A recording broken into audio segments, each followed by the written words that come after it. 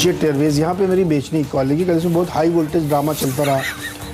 पहले दिन आज बोली लगेंगी, बोली लगते लगते शाम खबर आई कोई बोलीदारी नहीं आया। बिट 500 मिल जाए डजेंट मैटर, वो आरटीजीएस के थ्रू पैसा जाएगा कि नहीं जाएगा, ऑपरेशनल होगा कि नहीं होगा, लेसर को पैसा मिलेगा कि नहीं मिलेगा। 1000 पायलट ने कहा कि हम हड़ताल करेंगे, फिर अभी खबर है कि नहीं वो हड़ताल करने से मना कर रहे हैं कि नहीं करेंगे। फिलहाल 16 विमान की अंतिम सूचना मिली थी, हो सकता है उससे भी कम हो जो इनके इस समय फ्लाई कर रहे हैं। जब तक इसका मामला सुलझता नहीं है ये दिक्कत बनी रहेगी। अब इसके भविष्य के गर्भ में क्या है कहना नहीं सकता, लेकिन आज स्टॉक प्रेशर में रहेगा तो यहाँ बेच के चलना चाहिए। जेट 30% नीचे इस समय कैश मार्केट में कारोबार करता हुआ, तो आज का सबसे बड़ा एक्सीडेंट।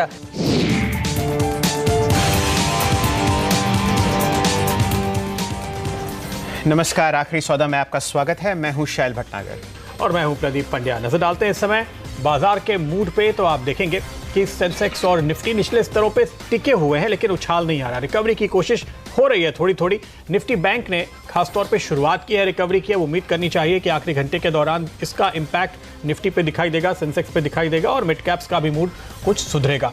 तो बाजार पे नजर रहेगी। निफ्टी बैंक की वीकली एक्सपायरी का दिन है। आखिरी सौदा में आपकी स्ट्रैटेजी बनाने के लिए हमारे साथ एक्सपर्ट्स का पैनल जुड़ेगा। सैंक्टम वेल्थ के आशीष चतुर्मेहता और प्रकाश गाबा.in के प्रकाश गाबा है। फंडामेंटल राय देने के लिए टारगेट इन्वेस्टिंग के समीर कालरा। 2:30 बजे हमारे साथ एंजल ब्रोकिंग के समीर चौहान भी जुड़ेंगे। साथ ही हमारे सहयोगी वीरेंद्र कुमार एक्सपायरी का पूरा अपडेट देंगे। हर आधे घंटे में मुनाफे वाले शेयर्स आपके लिए लेकर आएंगे। ट्रेड एट 2, ट्रेड एट 230 और ट्रेड एट 3 भी।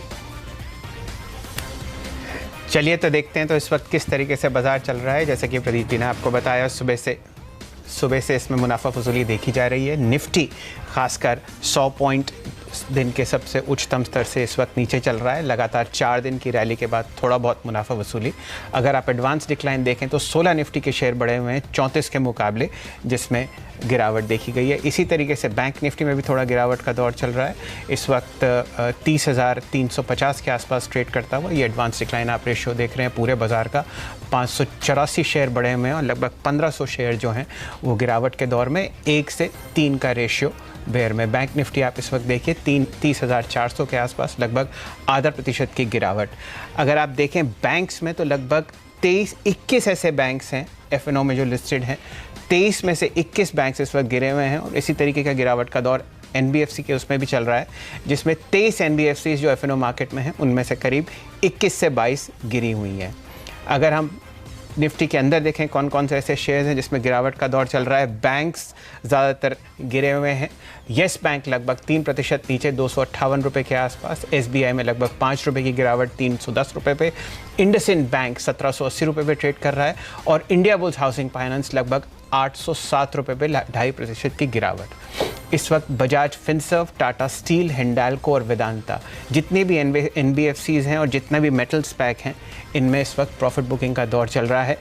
ट्रंकेटेड वीक है, सिर्फ 3 दिन की ट्रेडिंग हुई है और उस हिसाब से जो भी प्रॉफिट बुकिंग आनी है वो इस वक्त जल्द से आ रही है। एक हफ्ते का प्रदर्शन ये देखिए, एलएनटी लगभग 1.5% नीचे, सन फार्मा में लगभग 1% की गिरावट और बजाज फाइनेंस लगभग 0.6% गिरा हुआ हफ्ते के हिसाब से। पीएसयू बैंक्स में सबसे ज़्यादा बिक वाली का दौर चल रहा है, खासकर मंझले पीएसयू बैंक्स। अगर आप देखें Allahabad bank, oriental bank of commerce, bank of India, PNB, syndicate, union bank, ये सब 2.5 से 5% के हिसाब से गिरे हुए हैं हफ्ते के दौर में। और इसमें ओपन इंटरेस्ट जो है वो लगभग 10% से लेकर 17% तक बढ़ा हुआ है। तो काफ़ी बिकवाली का दौर देखा जा रहा है इन स्पेसेस में। प्रदीप जी। बिल्कुल, तो अब तक का मामला कह सकते हैं कि बेयर्स के हाथ में रहा है, लेकिन उम्मीद करें कि आज एक्सपायरी के दिन आखिरी घंटे 1.5 घंटे में बुल्स फाइट बैक कर पाएंगे। तो कहां से उनको उम्मीद बनती है वो आपको बताएं। रिलायंस सबसे बड़ा हेवी वेट है। विप्रो एक और दिग्गज जो पूरी तरह मदद कर रहा है। यहाँ पर देखिए बाई बैक का असर आता हुआ साफ तौर पे दिखाई दिया है। रिलायंस के लिए जो तमाम खबरें निकल कर आई हैं उनका असर है और अब नतीजे भी आने वाले हैं, तो लोग उम्मीद कर रहे हैं कि यहाँ पर मदद मिलेगी। टीसीएस, टेक महिंद्रा, विप्रो के साथ साथ आईटी के दूसरे दिग्गज जो बाजार की मदद करते हुए दिखाई दे रहे हैं। एक और सेक्टर जो बाजार की मदद कर रहा है वो है ऑयल मार्केटिंग कंपनीज। देखिए ऊपरी स्तरों से क्रूड में करीब अब 80-90 सेंट के आसपास की गिरावट आ चुकी है। इस समय अगर आप इलेक्ट्रॉनिक ट्रेड में देखें यूरोप में जो भाव चल रहे हैं उसके हिसाब से तो बीपी, एचपी, आईओसी में एक रिकवरी देखने को मिली है। एक तेजी का ट्रेड ऑयल मार्केटिंग कंपनी से बनता हुआ। टाटा मोटर्स और टाटा मोटर्स डीवीआर, इनकी तेजी लगातार जारी। आज सुबह भी हमने आपको कहा था कि बाजार का मूड भले ही बाजार खुलने के बाद बिगड़ा हो, लेकिन जहां बाइंग है, फॉलो अप बाइंग है, वहां आपको रहना चाहिए। तो टाटा मोटर्स और टाटा मोटर्स डीबीआर ने कमाई करके दी, और आपको कमाई करके दी है स्पाइस जेट और इंटरग्लोब ने। जेट के बंद होने का फायदा इनको साफ तौर पे मिलता हुआ अभी कुछ देर पहले खबर आ रही थी कि स्पाइस जेट दिल्ली और मुंबई के बीच करीब 24 नई उड़ानें शुरू करने जा रही है, तो उसका असर भी यहाँ देखने को मिलेगा।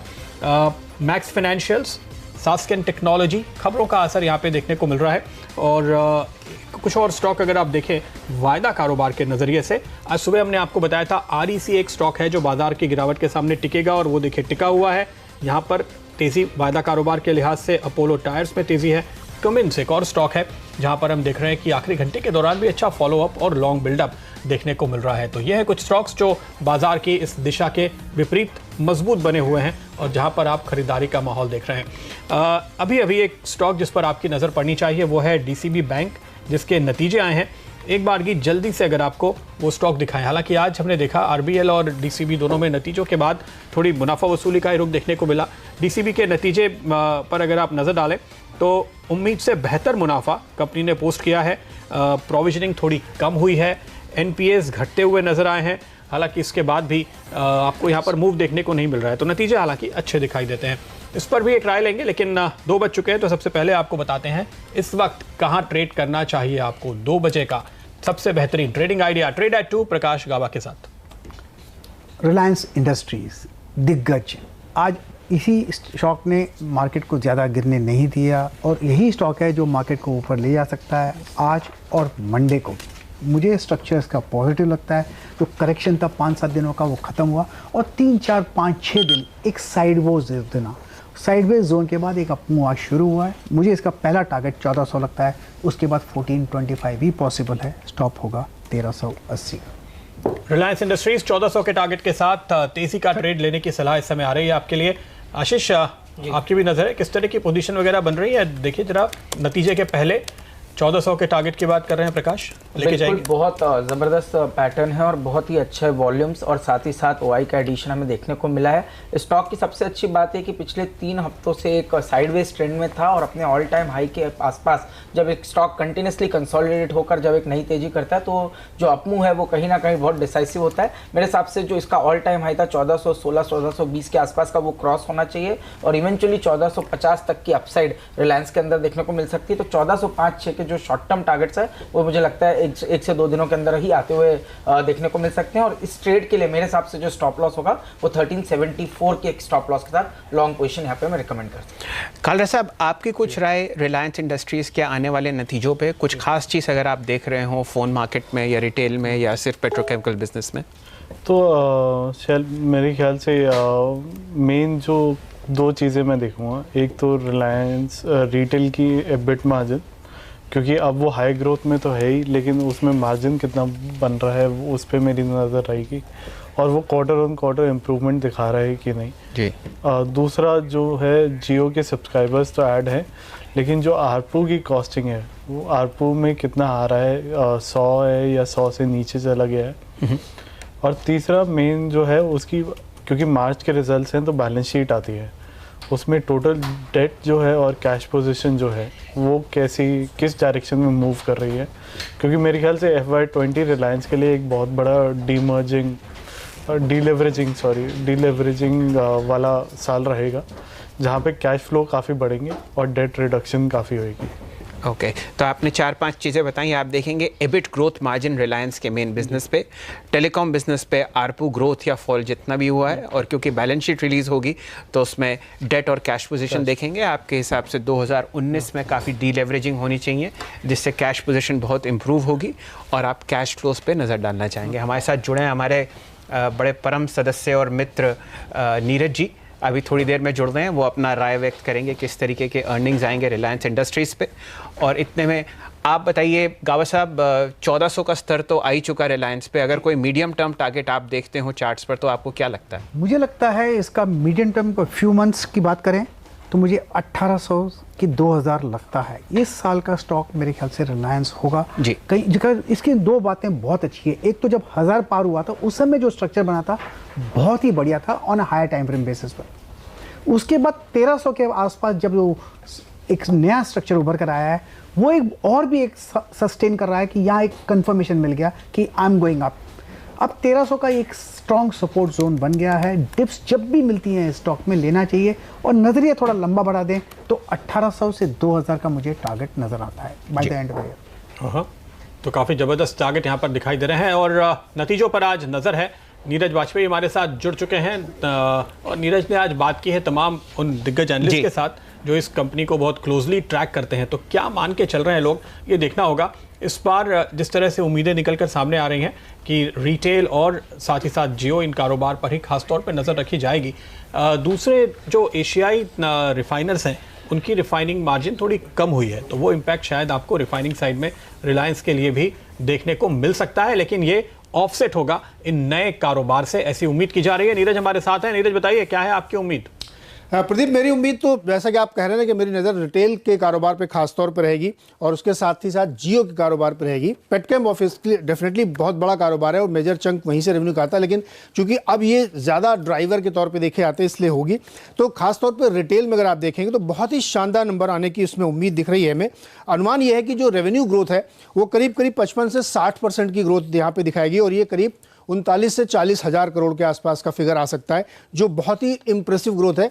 क्वार्टर आफ्टर क्वार्टर आप देखेंगे बहुत तेज ग्रोथ हुई है और ईयर ऑन ईयर भी बहुत अच्छी ग्रोथ हुई है। एबिट लेवल पे भी अगर आप देखेंगे तो इसमें भी ग्रोथ 80% के आसपास यहाँ पे देखने को मिल रही है, जो 1730 करोड़ के आसपास होगी, जो 951 के सामने है। तो दोनों ही फ्रंट पे आप देखेंगे कि रिटेल कारोबार बहुत बेहतर कर रहा है और सबसे बड़ी बात है कि मार्जिन इंप्रूव हो रहा है। 3.9 के सामने 4.7% की उम्मीद हमारी है। रीज़न ये है कि जो ई कॉमर्स का बड़ा चैलेंज था उसके सामने इसने अपने आप को बहुत बढ़िया से प्लेस किया है और आजियो के थ्रू बहुत बेहतरीन प्रदर्शन है। तो रिटेल कारोबार एक कंप्लीटली आपको यहाँ पे आउट परफॉर्म करता हुआ दिखेगा, इस पे रखिए। दूसरा सीएलएसए का ये मानना है कि जो पूरा रिटेल कारोबार का पूरा जो सेगमेंट है ये मैक्सिमम रेवेन्यू ड्राइवर बनता हुआ दिख रहा है और उनका अनुमान है कि अगले 10 सालों पूरी इंडस्ट्री वाइज ये कारोबार करीब 12 गुना तक यहाँ से बढ़ता हुआ दिखेगा। तो उसमें मेजर चंक इनके पास आता हुआ दिखे, क्योंकि लार्जेस्ट रिटेल प्लेयर के तौर पे ये हैं। तो इसलिए रिटेल की बात मैं सबसे पहले कर रहा हूं। अब आइए जियो पर। जियो एक जो है इनके लिए अभी एक्सपेंशन मोड में है और आंकड़ा जो सब्सक्राइबर का है वो 30 करोड़ को पार कर चुका है। एग्जैक्ट फिगर आपको 5 बजे पता लगेगी कि वो 30 करोड़ से ऊपर कितना गया है। 90 लाख हर महीने तकरीबन एवरेज सब्सक्राइबर जुड़ रहे हैं। तो ये नंबर आपको इसलिए बहुत बड़ा दिख रहा है और इसी वजह से आप देखेंगे आरपू थोड़ा आपको फ्लैट दिखेगा। तो आपके मन में क्वेश्चन है जब इतने आरपू सब्सक्राइबर तो आरपू क्यों नहीं बढ़ रहा है? उसकी वजह ये कि सब्सक्रिप्शन पे ज़्यादा फोकस है इस समय और बहुत सारे लोग अभी भी वो 99 वाले पैकेज के प्लान के तहत आते हैं, इसलिए आपको आरपू फ्लैट सा दिखेगा। बहुत अच्छी इंप्रूवमेंट उसमें नहीं है, लेकिन नंबर ऑफ सब्सक्राइबर बढ़ रहे हैं, यानी रेवेन्यू लेवल पे आप आगे बढ़ते हुए दिख रहे हैं। तो इसलिए यहाँ पे इस नज़रिए से इसको इंपॉर्टेंट के तौर पे देखा जाए। अनुमान ये कि क्वार्टर ऑन क्वार्टर इसमें भी जो है रेवेन्यू में करीब 8 से 9% की ग्रोथ यहाँ देखने को मिलेगी और करीब 11,15,000 करोड़ का रेवेन्यू होगा और एबिटा में भी तकरीबन 4,4100 करोड़ के आसपास की बात आनी चाहिए। पैट में 19% की उछाल आपको जियो में देखने को मिलेगी। तो ये दो फ्रंट आउटशाइन करेंगे पूरे उसको। अब पेटकेम में आइए और रिफाइनिंग में आइए। रिफाइनिंग में दो चीज़ें महत्वपूर्ण देखते हैं हम। एक तो जीआरएम चूंकि क्रूड ऑयल के भाव लगातार बढ़े हैं, इस वजह से आप देखेंगे थोड़ा प्रेशर रहेगा, लेकिन सिंगापुर बेंचमार्क से कहीं ज़्यादा बेहतरीन परफॉर्मेंस। एक दूसरा है कि बीच में एक शटडाउन हुआ था तो उसकी वजह से भी थोड़ा इम्पैक्ट इसमें आता हुआ दिखता है। तो 8.25 साढ़े 8 के आसपास का जीआरएम आने की संभावना यहाँ पे है, तो उस नज़रिए को देखना चाहिए। और पेटकेम में फ्लैट सा बिजनेस यहाँ पे हुआ है। तो तीनों ही फ्रंट पे आप देखेंगे बिजनेस बहुत अच्छा है, वॉल्यूम बहुत बड़ा है और ग्रोथ लेवल है। और दूसरा वैल्यू एडेड प्रोडक्ट जो ये पेटकेम में करते हैं वहां से बहुत अच्छी ग्रोथ देखने को मिली है। तो एक बार फिर तैयार रहिए इस चौथे क्वार्टर में सरप्राइज के लिए। शुक्रिया नीरज आपका। तो रिलायंस इंडस्ट्रीज जैसे कि हमारे एक्सपर्ट्स राय दे रहे हैं, तेजी का कॉल इस समय बाजार पे। आप देखिए रिलायंस दिन के हाईज पर पहले 3-4 घंटे कंसोलिडेशन चल रहा था शुरुआती तेजी के बाद, अब उससे निकलकर फिर से नए हाईज बनाए हैं कुछ मिनटों पहले और उसका फायदा निफ्टी को भी मिलता हुआ जो दिन भर की खामोशी से बाहर निकल कर आया है। निफ्टी का चार्ट एक बार आपके स्क्रीन पर लेकर आते हैं और देखते हैं आज क्या स्ट्रैटेजी, क्या लेवल्स आपको इस पर रखने चाहिए। निफ्टी पे आप देखेंगे आपके सामने वो चार्ट आएगा तो सपोर्ट लेवल्स काफ़ी मजबूत नज़र आते हैं निचले स्तरों के। और देखिए आज सुबह की गिरावट में और दोपहर के रेंज बाउंड ट्रेड में हमने इन सपोर्ट्स को पूरी तरह से होल्ड किया है। ये आर्ली चार्ट है आपके सामने।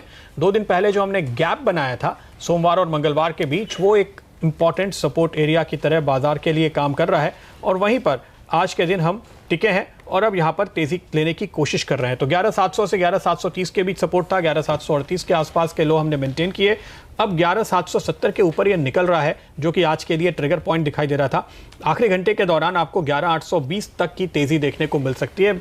मेरे ख्याल में इस वक्त आपके लिए एक तेजी का ट्रेड बनता है, 11,730 पर आपको स्टॉप लगाना चाहिए। निफ्टी बैंक भी आपके सामने लेकर आते हैं और इस बार निफ्टी बैंक के डेली चार्ट देखते हैं। यहाँ भी आपको ऐसी दिखाई देगा, लंबे कंसोलिडेशन के बाद एक ब्रेकआउट जैसा दिखता हुआ आपको यहाँ पे दिखेगा। वो जो बैंड के बाहर हम निकल रहे हैं वहाँ पर हमने एक ब्रेकआउट लिया है पिछले सेशन के दौरान और आज उसके ऊपर हम बने हुए हैं। तो यहाँ भी काफ़ी अहम सपोर्ट लेवल निचले स्तरों पे दिखाई देते हैं, जिनको निफ्टी बैंक होल्ड करता हुआ हमें नजर आ रहा है। निफ्टी बैंक पे 30,225, 30,250 ये स्ट्रॉन्ग सपोर्ट एरिया है आज के लिए। तो आप देखिए 30,300 के नीचे भी नहीं गए हैं। तो निफ्टी और बैंक निफ्टी दोनों में हम सपोर्ट से कुछ ऊपर ही टिके रहने में कामयाब रहे हैं। और अब जो मोमेंटम बन रहा है तो यहाँ पर शुरुआती टारगेट इमीडिएटली तो 30,450 का है और इसके ऊपर अगर निकलेगा तो आपको 100-125 पॉइंट की और भी तेजी देखने को मिल सकती है, यानी 30,560 के आसपास के लेवल्स हैं जो आज के ट्रेड में दिखाई पड़ सकते हैं। तो इस वक्त निफ्टी और बैंक निफ्टी दोनों में आखिरी 1.5 घंटे के दौरान एक उछाल की गुंजाइश नजर आती है। तेजी का ट्रेड यहाँ पर बनता हुआ दिख रहा है। आशीष, क्या कहते हैं आपके आंकड़े, बताइए। नहीं, बिल्कुल आपने सही कहा और जो लेवल आपने दिया 11,730 का वही एक बहुत इंपॉर्टेंट सपोर्ट है, क्योंकि एक गैप अप ओपनिंग कुछ दिन पहले हमें देखने को मिली थी और उसी गैप के लोग को आज इसने सपोर्ट लिया। और डेटा के पर्सपेक्टिव से तो 11,700 पे एक अच्छी खासी पुट राइटिंग हमें पिछले कुछ दिनों में देखने को मिली। जैसे थोड़ी देर पहले प्रकाश जी रिलायंस की बात करें तो रिलायंस का कंट्रीब्यूशन पूरे इंडेक्स में करीब 11% का है और वहाँ पर भी एक अच्छा अपमूव जब देखने को मिलेगा तो ओवरऑल इंडेक्स जो है वो मुझे लगता है 11,830, 840 को छूने की कोशिश करेगा।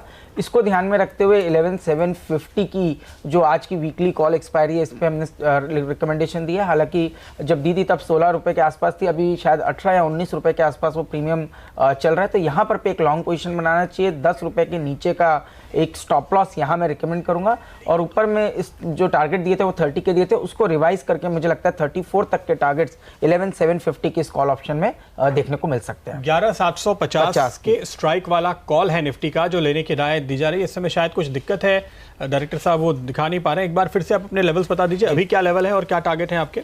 देखिए इसमें जैसे मैंने कहा कि 20-21 रुपए के आसपास ये ऑप्शन चल रही है और इसमें 10 रुपए के आसपास एक स्टॉप लॉस आपको रखना होगा। ऊपर में 34-35 के टारगेट्स 11,750 की वीकली कॉल एक्सपायरी के टारगेट जो आज के लिए मुझे लगता है नजर आ रहे हैं। चलिए इस वक्त बात करते हैं कुछ इंडिविजुअल स्टॉक्स की। थोड़ी देर में डायरेक्टर साहब वो आपकी जो कॉल की बात कर रहे हैं प्रदीप जी वो ढूंढ लाएंगे।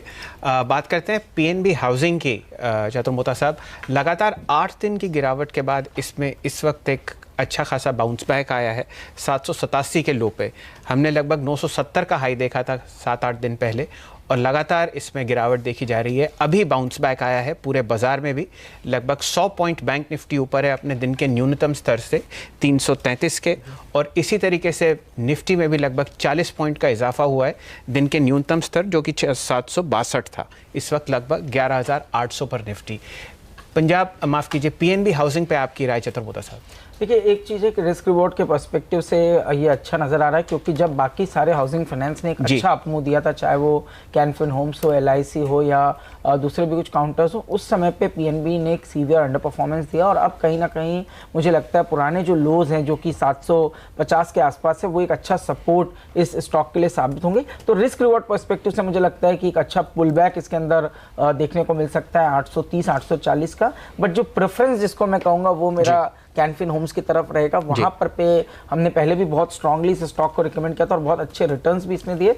अभी थोड़ा सा एक डिप है, मैं शायद वेट करूंगा 330 तक इस स्टॉक को फिसलने का, बट अराउंड 330 मुझे लगता है कैनफिन होम्स एक better bet short to medium term में नजर आएगी। जी प्रदीप जी, अगर आप पिछले आधे घंटे का बाजार देखें तो हर तरीके का बैंकिंग और हर तरीके की NBFC जो है उसमें लगभग आधा से 1.5% का इजाफा हुआ है। सबसे ज़्यादा तो DCB बैंक में हुआ है, लगभग 1.4% ऊपर ये दिन के अपने न्यूनतम स्तर से बढ़ा है।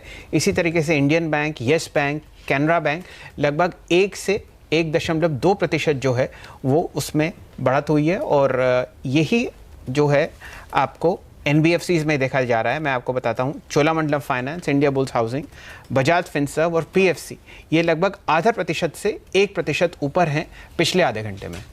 बिल्कुल, तो फाइनेंशियल्स में एक तेज़ी का ट्रेंड आप इस समय बनते हुए देख रहे हैं और ये जो राय बन रही थी कि बैंक्स की ओर से जो सुधार शुरू हुआ है वो धीरे धीरे आपको दूसरे सेक्टर्स में बनता हुआ नजर आएगा।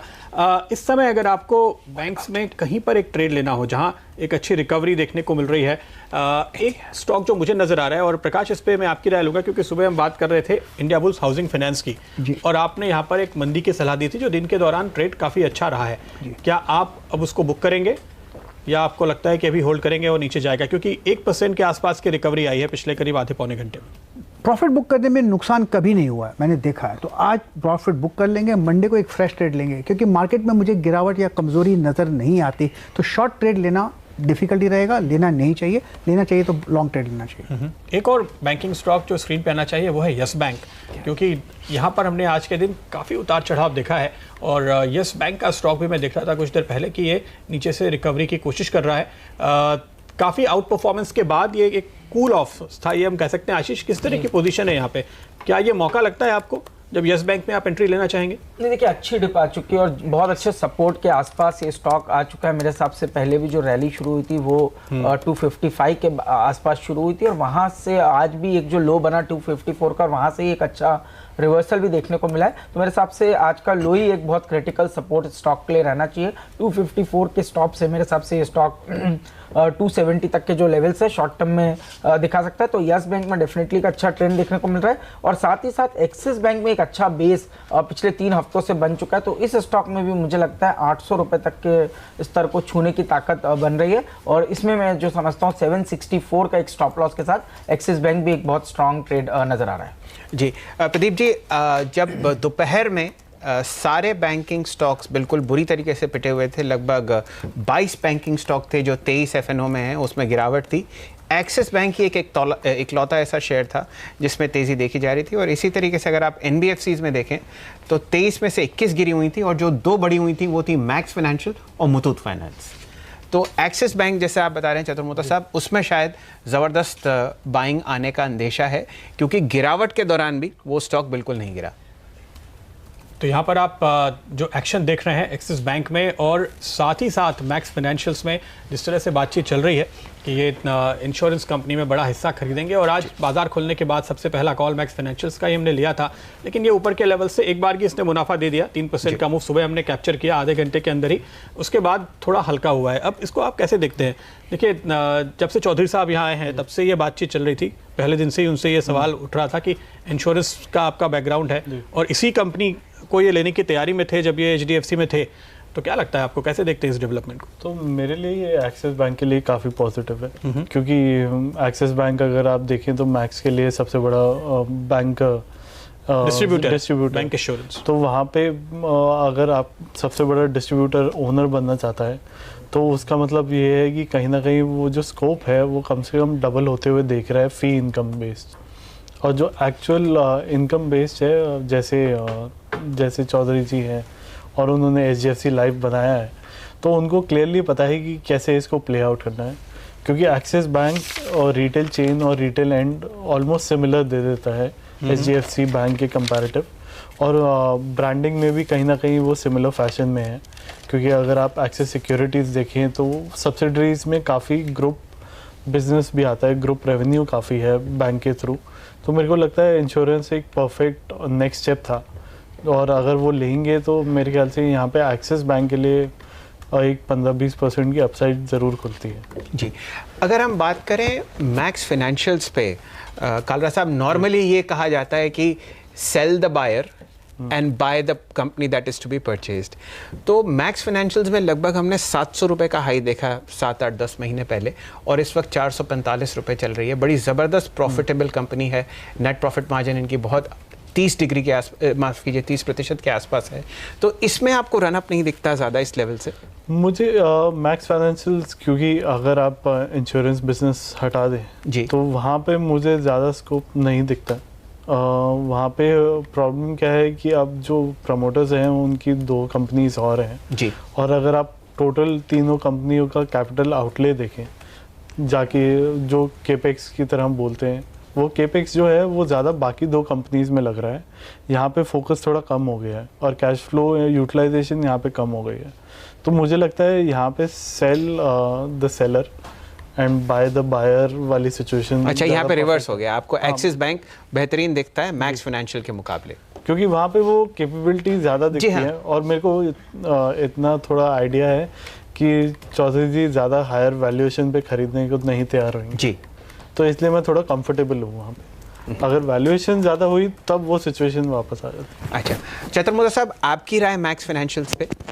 नहीं, देखिए मेरे हिसाब से तो ये स्टॉक भी एक आज अच्छा बेस बना करके निकला और टेक्निकली एक अच्छा ब्रेकआउट हुआ है वीकली चार्ट्स पे। ऑब्वियसली न्यूज़ की वजह से हुआ है, बट पैटर्न उसके पहले ही थोड़ा मजबूत बनना शुरू हो गया था। तो मेरे हिसाब से 480 तक की गुंजाइश इस स्टॉक में बन रही है और अब कहीं ना कहीं स्टॉक ने एक अच्छा बेस जो है वो 430 के आसपास बनाया। तो मेरे हिसाब से तो 430 का एक पोजिशनल स्टॉप लॉस रखकर 480 485 के अपसाइड मैक्स फाइनेंशियल के अंदर में नजर आ सकते हैं। ओके, 480 485 के लेवल आपको देखने को मिल सकते हैं, यानी यहाँ से आपके लिए करीब 35 से 40 रुपए कमाने का मौका मैक्स फाइनेंशियल्स में है। ये जो बाजार में इस समय रिकवरी देखने को मिल रही है उसमें पार्टिसिपेशन कहाँ से आ रहा है? अगर आप देखें तो मेटल से एक स्ट्रॉन्ग पार्टिसिपेशन देखने को मिल रहा है, कुछ बैंक्स में सुधार हो रहा है और फार्मा कंपनियों में खरीदारी देखने को मिल रही है इस समय। मेटल में जो स्टॉक मेरी नज़र में आ रहा है वो है JSW स्टील, जिसमें करीब 1 से 1.25% का सुधार आशीष देखने को मिला है। जरा JSW के चार्ट आप देखिए, क्या लगता है आपको जिस तरह से आज ये रिकवर हुआ है? शुरुआत में यहाँ काफ़ी मंदी हुई थी, लगता है कि मंदी वाले अब तो यहाँ फंसे हैं और जाते जाते काटने की जल्दी में है। क्या टारगेट बन सकते हैं? नहीं बिल्कुल, और ओपन इंटरेस्ट भी बढ़ रहा है तो सब अच्छा साइंस है। मेरे हिसाब से 292 का स्टॉप लॉस रखिए, इमीडिएट टारगेट्स 303 तक के देखने को मिल सकते हैं। जी, बैंकिंग स्टॉक्स पे इस वक्त नज़र डालते हैं, पब्लिक सेक्टर बैंक्स पे खासकर। डायरेक्टर साहब दिखाइए, Canara bank, Indian bank, bank of Maharashtra और BOB, ये चारों बैंक्स जो हैं दिन के जो इनका न्यूनतम स्तर है उससे काफ़ी ऊपर चल रहे हैं। इनमें से आपकी कोई पसंद चतुर्मुदा साहब, खासकर इंडियन बैंक पे अगर आपकी राय मिले तो? जी देखिए, इंडियन बैंक में बिल्कुल एक अच्छे लेवल से रिकवरी देखने को मिली है और इस रिकवरी में OI एडिशन भी 4.5-5% का होते हुए देखने को मिला है। वीकली में ये स्टॉक एक बहुत इंपॉर्टेंट सपोर्ट जो कि करीब 264-65 के आसपास था, वहीं से एग्जैक्टली ये रिकवरी आई है। मेरे हिसाब से potentially 278 immediate short term target होंगे और थोड़ा अगर से लंबा व्यू ले तो मेरे 285-286 के टारगेट्स भी आने वाले 5-6 दिनों में स्टॉक में देखने को मिल सकते हैं। जी कालरा साहब, काफ़ी प्रॉफिट बुकिंग हमने देखी इन बैंक्स में इस हफ्ते। कई बैंक्स जो हैं अपने दिन के या हफ्ते के जो उच्चतम स्तर था उससे 5 से 7% गिरे हैं। हालांकि मार्च के समय उनकी बड़ी अच्छी तेज़ी देखी गई थी। कोई बैंक PSU स्पेस में आपको पसंद आता हो इस प्रॉफिट बुकिंग के दौर के बाद? मेरे ख्याल से इलाहाबाद बैंक है जी, SBI तो है ही, और कैनरा बैंक मुझे लगता है वहाँ पे थोड़ा चेंज हो सकता है क्योंकि जो नए ED आए हैं और MD की पोजीशन ली है वो विजय बैंक से आए हैं जी, और जो उनका स्टाइल ऑफ परफॉर्मेंस है या जो उनकी कैपेबिलिटीज़ है या वो जो हिस्टोरिकली दिखा चुके हैं वो मुझे काफ़ी बड़ा एक ऑप्टिमिस्टिक आउटलुक देते हैं।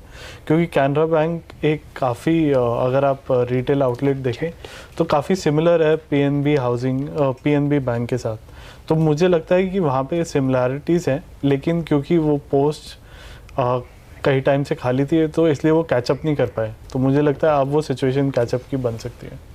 ओके अच्छा, इस बीच देखिए जेट एयरवेज में गिरावट बढ़ती हुई नजर आ रही है और अब यहाँ पर 32% नीचे, यानी दिन का नया लो बनता हुआ दिखाई दे रहा है। इस स्टॉक पे तो आप काफ़ी करीब से नज़र रखते ही हैं समीर, क्या देख रहे हैं आप?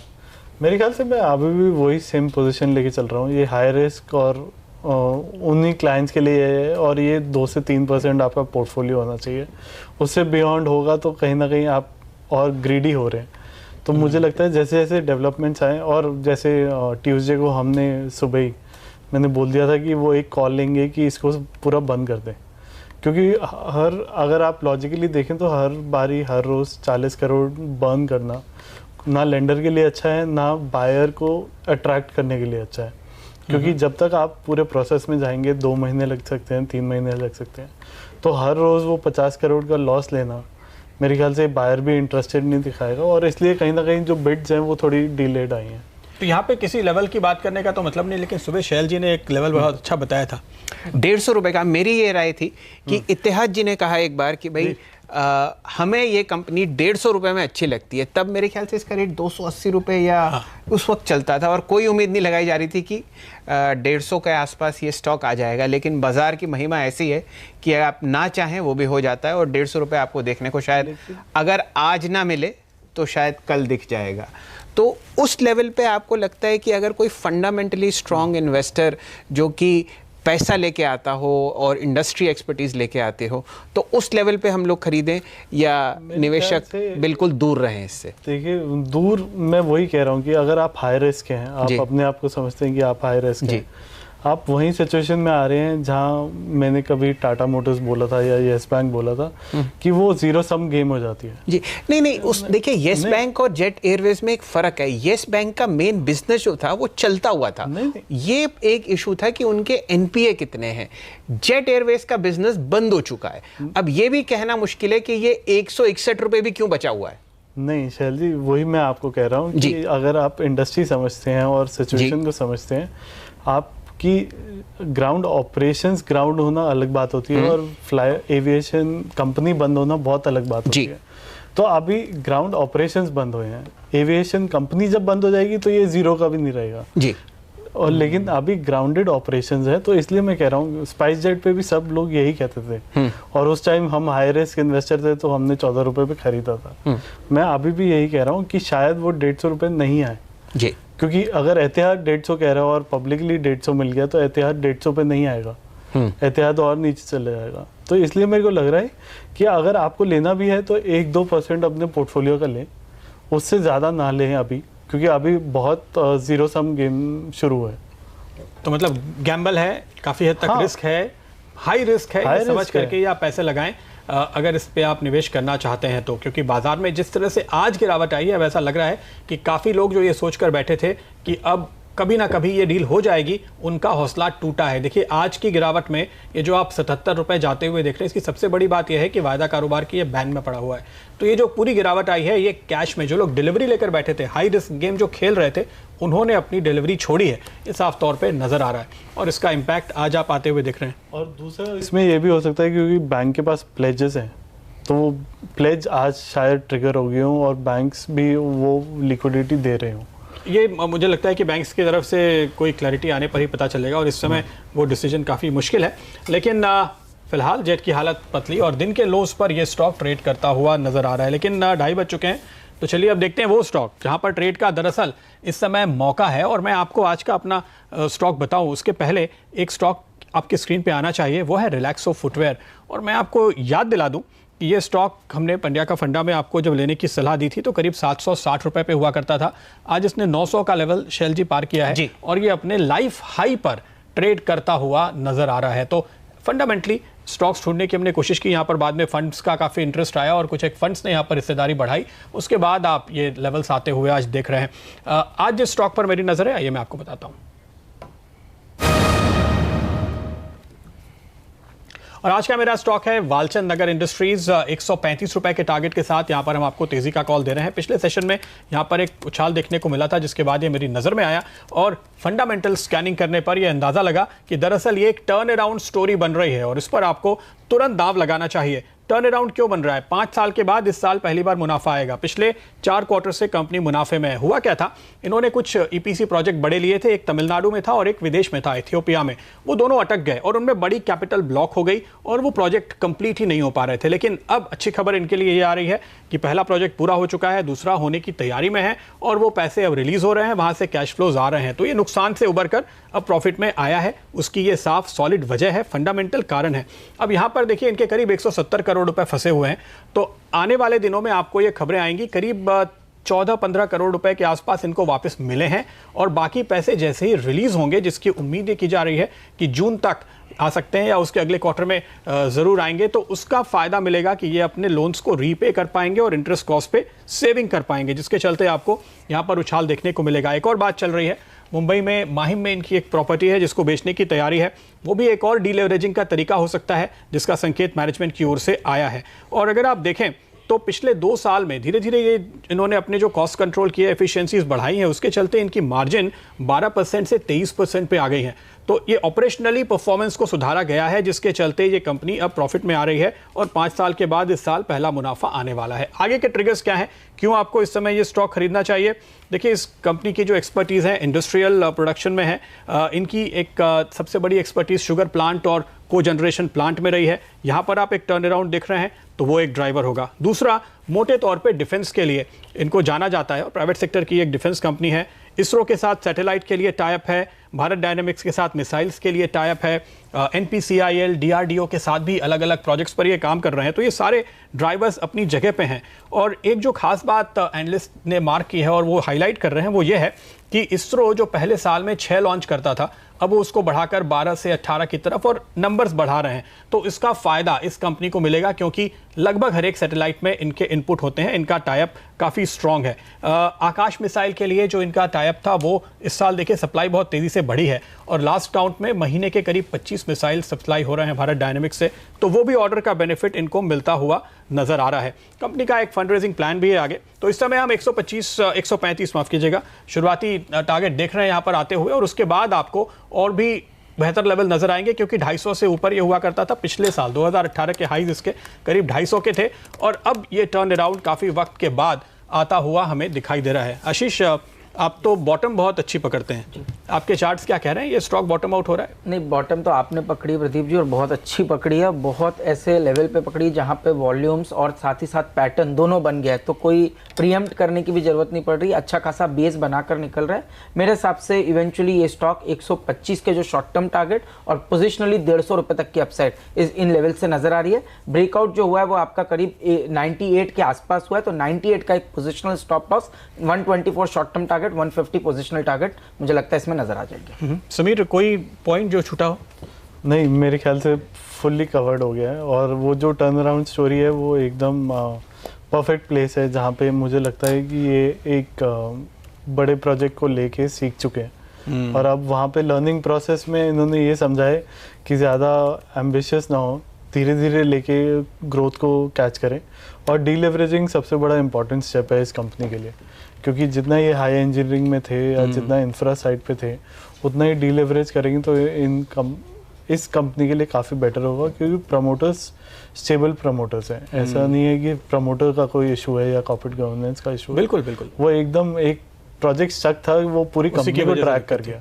तो मेरे को लगता है वहाँ से 125-130 शॉर्ट टर्म के लिए तो आसानी से आ सकता है। तो शैल जी, मैं इसके जो रिसर्च कर रहा था तो मैंने देखा पिछले क्वार्टर की इनकी जो कॉन्फ्रेंस कॉल हुई थी उसमें इनके मैनेजमेंट ने कहा कि हम अपने डीएनए से चिपक के रहेंगे जी, और इनका डीएनए है डिफेंस, न्यूक्लियर और एरोस्पेस। जी हाँ। आप देखिए जिस हिसाब से डिफेंस स्पेंडिंग हो रही है पिछले 4-5 साल में, वो पिछले 15 साल का अगर आप मुकाबला करें तो उतनी ज़्यादा नहीं हुई। और काफ़ी जो एम्फोसिस है जो इस वक्त की सरकार है उन्होंने न्यूक्लियर डिटरेंस पोस्चर पे किया है, और वालचंद नगर जो हैं वो उस काम में बहुत माहिर हैं। हालांकि वो बताते नहीं, लेकिन जितना भी उनका डिफेंस रिलेटेड काम है वो उस चीज़ से काफ़ी जुड़ा हुआ है।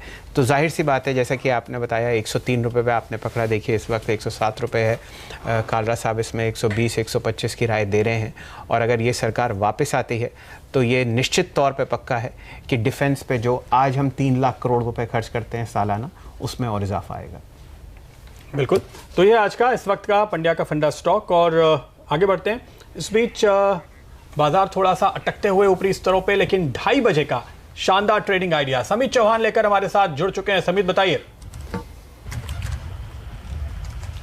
देखिए यहाँ पे सेंचुरी टेक्सटाइल्स जो एक कंसोलिडेशन फेज में है, बट आज अगर हम देखें तो इसमें प्राइस एक्शन ये उसकी जो 2 से 3 महीने की जो मेजर रेजिस्टेंस जोन है उसके ब्रेकआउट के कगार पर खड़ा है। तो यहाँ से हमें लग रहा है कि इसमें ब्रेकआउट आएगा। अगर आप फ्यूचर में भी देखें तो अच्छा खासा इसमें ओआई एडिशन दिख रहा है। तो यहाँ से हम एंटिसिपेट कर रहे हैं कि ये 942 का जो जोन है ये सेंचुरी टेक्सटाइल्स ब्रेक कर सकता है। तो इसमें हम बाय करने की सलाह देंगे। यहाँ पे 1 या 2 दिनों का टारगेट लगभग रहेगा 962 से लेकर 965 का। 928 के स्टॉप लॉस से इसमें लॉन्ग पोजीशन ली जा सकती है। सेंचुरी टेक्सटाइल्स में लॉन्ग पोजीशंस की राय इस वक्त 941 रुपये 70 पैसे चलता हुआ, और इसका टारगेट इससे ऊपर दिखाया जा रहा है लगभग 975 रुपये के आसपास। आपके लिए एक और प्रश्न, सीमेंट में काफ़ी तेज़ी देखी जा रही है। एसीसी और अंबुजा सीमेंट दिन के जो उनका न्यूनतम स्तर था उससे लगभग 0.6% और 1% बढ़े हुए हैं, और उसमें वॉल्यूम्स का भी काफ़ी इजाफा आ रहा है, 13% और 17% ऊपर। कोई राय आपके पास अंबुजा सीमेंट और एसीसी पर? देखिए ये with in this space yes, ACC UltraTech cement हमारे प्रेफर्ड पिक रहे, और एसीसी करंट लेवल पे भी हमें काफ़ी अच्छा लग रहा है। ट्यूसडे को इसने एक फ्लैग ब्रेकआउट दिया था, आज कंसोलिडेशन है।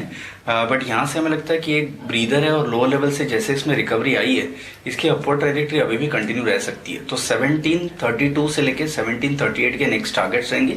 अगर किसी के पास लॉन्ग पोजीशन है तो बने रहिए। फ्रेश पोजीशन के लिए 1681 का स्टॉप लॉस रहेगा और ऊपर की तरफ 1732 1738 के इमीडिएट टारगेट्स रहेंगे। चलिए 1732 का टारगेट एसीसी पे, लेकिन एक कैश सीमेंट स्टॉक है जिसमें सुबह से काफ़ी तेज़ी देखी जा रही है, वो है स्टार सीमेंट। लगभग 7.5 लाख शेयर्स की इसमें ट्रेडिंग हुई है, जो अपने वीकली एवरेज से 38 गुना ज़्यादा है। स्टॉक भी लगभग 5.7% ऊपर है। आपकी राय चतुर्मुता साहब स्टार सीमेंट पर? नहीं, बिल्कुल सही है। मुझे लगता है आज कोई ना कोई बड़ी डील हुई है वर्ल्ड ब्लॉक, क्योंकि 25-30 हज़ार का वॉल्यूम हुआ करता था और आज 7 लाख शेयर्स का जो वॉल्यूम हुआ है उसने एक नया बेस स्टॉक को दे दिया और टेक्निकली एक इन्वर्टेड हेड एंड शोल्डर का फॉर्मेशन इसने बना दिया, जो कि स्टॉक जब एक गिरावट के मोड में रहा पिछले करीब 6 महीनों से और अब जब एक इन्वर्टेड हेड एंड शोल्डर का फॉर्मेशन लोअर लेवल पे बना है तो ये इंडिकेट करता है कि इसका जो टारगेट है वो करीब 118-120 तक जाते हुए देखने को मिल सकता है। और अब एक नया बेस आपको 100 रुपये के आसपास बन चुका है, तो एक अच्छा रिस्क रिवॉर्ड इस समय स्टार सीमेंट के अंदर देखने को मिल सकता है। कलर साहब आप ट्रैक करते हैं? जी हम ट्रैक करते हैं, क्योंकि अगर आप कंपनी देखें ये नॉर्थ ईस्ट बेस्ड कंपनी है और इसका नॉर्थ ईस्ट में काफ़ी बड़ा एक होल्ड है इस सीमेंट कंजम्पशन के लिए। और इनकी मेन प्रॉब्लम अगर आप पूरी बुक्स देखें तो ये होती है कि गवर्नमेंट इनको सब्सिडी देता है नॉर्थ ईस्ट में केपेक्स करने के लिए, और वो जो सब्सिडी है वो इनकी 500 से 600 करोड़ ड्यू थी, तो उसमें से पार्ट इनको पेमेंट मिलती रहती है। अभी मेरे ख्याल से कल इनको 170 करोड़ मिली है, तो वो कहीं ना कहीं इनकी वैल्यूएशंस को शॉर्ट टर्म के लिए पुश कर देता है। बट लॉन्ग टर्म में मेरे को लगता है सीमेंट स्टॉक्स में जब तक प्राइसिंग पावर वापस नहीं आती तब तक थोड़ा मुश्किल है यहाँ पे। ओके, तो ये ड्राइवर है इस समय, खास वजह है स्टार सीमेंट में जो इनको पैसे मिले हैं उसकी वजह से आप ये तेज़ी देख रहे हैं। इस बीच आप स्क्रीन पे देखिए शैल जी, राणे होल्डिंग्स इस ग्रुप के तमाम स्टॉक्स में इनफैक्ट तेज़ी का मूड। राणे होल्डिंग्स इस समय करीब 12-12.5% ऊपर है, राणे ब्रेक्स करीबन 15% ऊपर है और ये सारे स्टॉक्स ऐसे ही अक्सर साथ साथ चलते हुए नज़र आते हैं। जी हाँ, साउथ इंडिया की बड़ी फंडामेंटली स्ट्रॉन्ग ग्रुप है राणे ग्रुप, और इनके साथ साथ मुरुगप्पा ग्रुप भी, जिनके बारे में उनसे ऊपर जो इलाका है बम्बई, बहुत कम लोग इनके बारे में जानते हैं, लेकिन ये long term fundamentally strong stocks हैं जिन्होंने मल्टी बैगर रिटर्न्स दी हैं 10, 12, 15 साल से। खासकर मुरुगप्पा ग्रुप की कंपनीज जितनी भी हैं, कार्बोरंडम यूनिवर्सल, TI होल्डिंग्स और EID पैरी तो खासकर आजकल बुरे दौर से गुजर रहा है, लेकिन ये ग्रुप जो है जो ऑटो एंसिलरी स्पेस में है, इंजन वॉल्व्स बनाते हैं, प्रेशर प्लेट्स बनाते हैं, इनका बड़ा ज़बरदस्त परफॉर्मेंस आज चल रहा है। लगभग 7 से 13% का इजाफा इनकी 3 कंपनीज़ में। राणे इंजन इस वक्त 17% ऊपर चल रही है 535 रुपये पे, लगभग 75 रुपये की तेज़ी इसमें देखी गई। राणे होल्डिंग्स में 10% की तेज़ी 1318 रुपये के आसपास, और राणे मद्रास लगभग 400 रुपये के आसपास 52 रुपये ऊपर, ऐसे मार्केट में जहाँ दिन भर काफ़ी बिकवाली देखी गई। प्रदीप जी, तो यह वो स्टॉक्स जो इस समय बाजार के फोकस में, और मैं ऐसे स्टॉक्स देखने की कोशिश कर रहा हूं जिनमें आज गिरावट में लोगों ने तगड़ी खरीदारी की हो। आशीष, आप इंश्योरेंस कंपनीज काफ़ी देखते हैं और GIC जरा देखिए एक बार, इसमें सुबह मेरे 245 के लो देखे थे, अभी 255 पे है, काफ़ी स्ट्रॉन्ग बाउंस निचले स्तरों से देखने को मिला है। क्या कॉल है आपकी? नहीं, बिल्कुल लोअर लेवल्स पे बेस कंटिन्यूस बन रहा है और अब यहाँ से जैसा आपने कहा कि 242 पे अब बहुत ही अच्छा बेस बन चुका है और इसका जो प्रोजेक्शन टारगेट आ रहा है वो मेरे हिसाब से 278 के शॉर्ट टर्म टारगेट, और थोड़ा लंबी अवधि के लिए अगर से इसको रखे तो 295 तक की जगह भी GIC के अंदर में आते हुए देखने को मिल सकती है। जी, बहुत ज़बरदस्त बाइंग और बहुत ज़बरदस्त वॉल्यूम एक्शन इस वक्त DCB बैंक में देखा जा रहा है। आशीष जी, आपकी राय लेंगे? 203 रुपये 5 पैसे पे फ्यूचर्स मार्केट्स में, अभी 205 रुपये 50 पैसे का इसने हाई लगाया है और बहुत अच्छी वॉल्यूम्स आ रही हैं इसमें। बिल्कुल लेंगे, बहुत पसंद है हमें स्टॉक और पहले भी हमने इसको काफ़ी रिकमेंड किया था। लास्ट 2 हफ्तों से कंसोलिडेट कर रहा है, पर अब जो आज एक रिजल्ट के बाद एक वॉल्यूम और ट्रिगर इस स्टॉक को मिला है, उसमें एक तो पहली बात बेस बन चुका है 197 198 पे एक मजबूत बेस इस स्टॉक का बन चुका है। मौजूदा स्तरों पर इस पर खरीदारी करना चाहिए। शॉर्ट टर्म टारगेट मेरे हिसाब से 214 215 के इस स्टॉक में देखने को मिल सकते हैं, क्योंकि कंसोलिडेट लास्ट 3 हफ्तों में हुआ है, तो जो टारगेट्स है उसको आने में ज़्यादा समय नहीं लगेगा। 4-5 दिनों में मुझे लगता है एक अच्छी अपसाइड DCB बैंक के अंदर में नजर आ जाएगी। चलिए और देखते हैं बैंक्स में इस वक्त कहाँ तेज़ी आ रही है। इंडियन बैंक आधा प्रतिशत ऊपर है, कैनरा बैंक लगभग आधा प्रतिशत की इसमें तेज़ी देखी जा रही है। बैंक येस बैंक जो लगभग 4% नीचे था, अब सिर्फ 10 रुपये नीचे रह गया है, 258 रुपये 10 पैसे पे। इसी तरीके से ICICI बैंक जिसने एक रिकॉर्ड स्तर हुआ था सुबह, इस वक्त 407 रुपये पे। और साउथ इंडियन बैंक आधा प्रतिशत ऊपर, दिन के न्यूनतम स्तर से 17 रुपये 25 पैसे। प्रदीप जी, इस बीच इंडिगो का स्टॉक आपकी स्क्रीन पर लेकर आएंगे। दिन के हाई से करीब 100 रुपए की गिरावट इसमें आ चुकी है। 1650 के हाई हमने देखे थे, इस समय ये 1550 के नीचे लुढ़कता हुआ नजर आ रहा है। क्या देख रहे हैं आप इसके चार्ट पे? इसमें प्रदीप जी सुबह से एक इंडिकेशन था, क्योंकि सुबह 23% का ओपन इंटरेस्ट में एडिशन था और प्राइस अपमूव सिर्फ 1.5-2% का था, जो क्लियरली बता रहा था कि इतने सिग्निफिकेंट OI एडिशन के बाद भी प्राइस में जब बहुत नॉमिनल राइज आती है तो वो कहीं ना कहीं इंडिकेट करता है कि ऊपर के लेवल पे शॉर्ट पोजीशन भी उतनी ही बनी हुई है, जिसकी वजह से कहीं ना कहीं एक प्रॉफिट बुकिंग लाजमी थी। और मेरे हिसाब से प्रॉफिट बुकिंग अब 1510-1500 के लेवल्स तक आते हुए आपको देखने को मिल सकती है। तो अभी कोई लॉन्ग पोजीशन लेके बैठे तो इस लेवल पे मेरे हिसाब से प्रॉफिट बुकिंग कर लेनी चाहिए। ओके, एक बार यहाँ पर आपको मुनाफा वसूली करनी चाहिए। सुबह भी हम एक ऑडिट की खबर सुन रहे थे जिसका हमने अलर्ट अपने दर्शकों को दिया था। समीर, आपका क्या असेसमेंट है? मेरे ख्याल से इंडिगो में जितना वो एंटिसिपेशन है कि जेट का बेनिफिट मिलेगा, उतना शायद ना आए इंडिगो में, क्योंकि उनके पास अभी भी पायलट इश्यूज बहुत हैं। और जो आप ऑडिट की बात कर रहे हैं वो कहीं ना कहीं इनको वो अपॉर्चुनिटी मिस करवा देगा। और मेरे को लगता है स्पाइस जेट, जैसे मैंने पहले भी बोला, स्पाइस जेट को मैक्सिमम अपॉर्चुनिटी का बेनिफिट मिलेगा। और उसके बाद शायद जो विस्तारा है या बाकी प्राइवेट एयरलाइंस है वहाँ पे मिलेगा, क्योंकि इंडिगो में अभी भी पायलट एडिशन बहुत स्लो है, जितना मेरा ग्राउंड चेक कहता है। ओके, तो यहाँ पर आप गिरावट आते हुए आज देख रहे हैं। काफ़ी सारे छोटे मचोले स्टॉक्स में खरीदारी शुरू हो रही है, जो कि एक अच्छा संकेत है। AU स्मॉल फाइनेंस देखिए, काफ़ी तगड़े वॉल्यूम के साथ आज यहाँ पर आप तेज़ी देख रहे हैं। मैक्स फाइनेंशियल्स की हम बात कर रहे थे, वहाँ पे खरीदारी बढ़ी है। GIC की हम बात कर रहे थे, वहाँ पे खरीदारी बढ़ी है। NIIT टेक, क्विक हील, एक के बाद एक काफ़ी स्टॉक्स हैं जहाँ पर हम लगातार इस समय खरीदारी का रुझान बढ़ते हुए देख रहे हैं। आशीष, इनमें से कोई चार्ट जो आपने देखा हो, कहीं कोई मूव देख रहे हैं? नहीं, देखिए जैसे आपने बोला कि GIC ही में जिस पे अभी हम थोड़ी देर पहले बात करते हैं, वहाँ एक अच्छा एक्शन देखने को मिल रहा है। तो मेरे हिसाब से 274-75 के लिए एक अच्छा टारगेट इंडिकेट कर रहा है यहाँ से। और रिस्क रिवॉर्ड फेवरेबल है। 242 की हमने बात की, पर ट्रेडर के लिहाज से 247-46 के स्टॉप लॉस के साथ भी GIC के अंदर में इस समय पोजीशन बनाई जा सकती है। जी, हम लोगों ने 3 शेयर्स की बात करी थी, अंबुजा सीमेंट, ACC और PNB हाउसिंग। इन तीनों में तेज़ी का दौर और बढ़ता हुआ।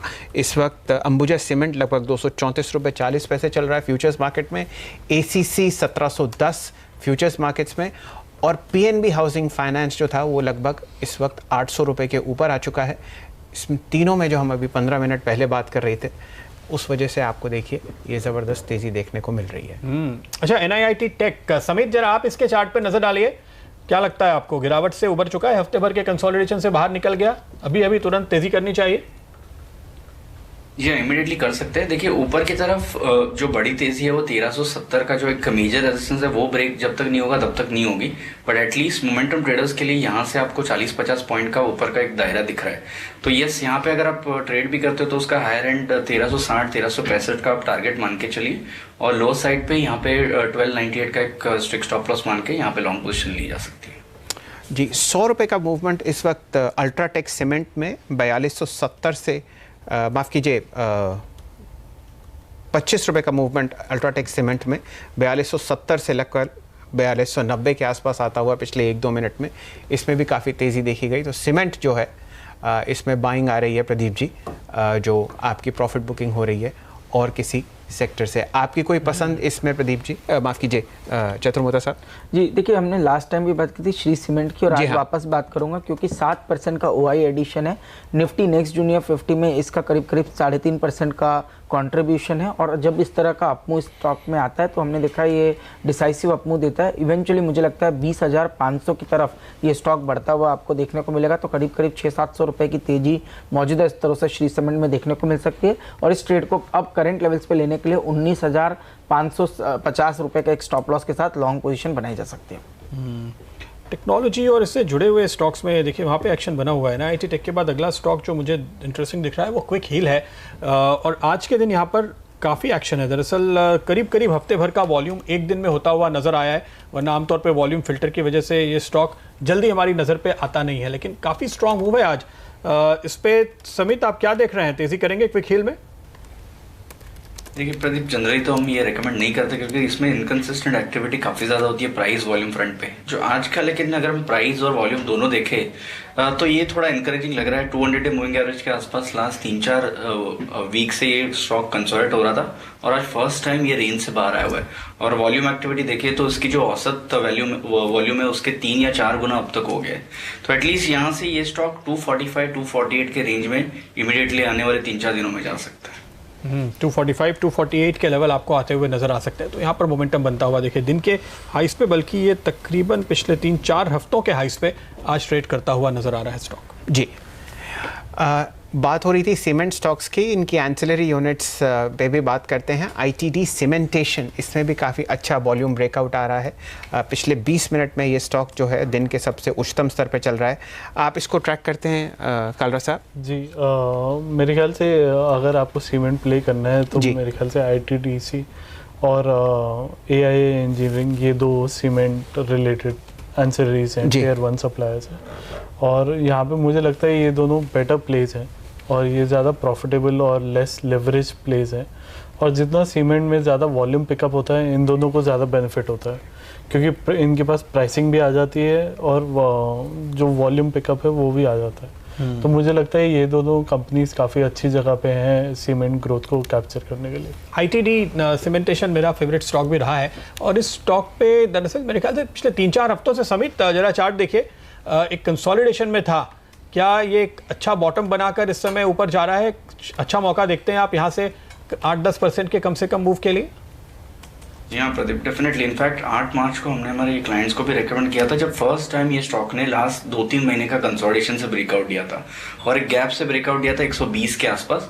वहाँ से एक अच्छी रैली आई और वापस वो प्रीवियस जो ब्रेकआउट पॉइंट्स है वही उसने रीटेस्ट किए हुए 4-5 दिनों से वहाँ पे कंसोलिडेट कर रहा था। 200 डे मूविंग एवरेज भी वहीं पे कोइंसाइड हो रहा है और वहाँ से ही हम आज तेजी देख रहे हैं इसमें। तो ऐसा लग रहा है कि जो प्रीवियस हमने एक तेजी देखी थी उसके बाद एक कंसोलिडेशन और अभी वापस ये स्टॉक जो अपवर्ड लेगे वो कंटिन्यू कर सकता है। तो यहाँ से आपको 137-140 के लेवल्स इमीडिएटली इसमें दिख सकते हैं।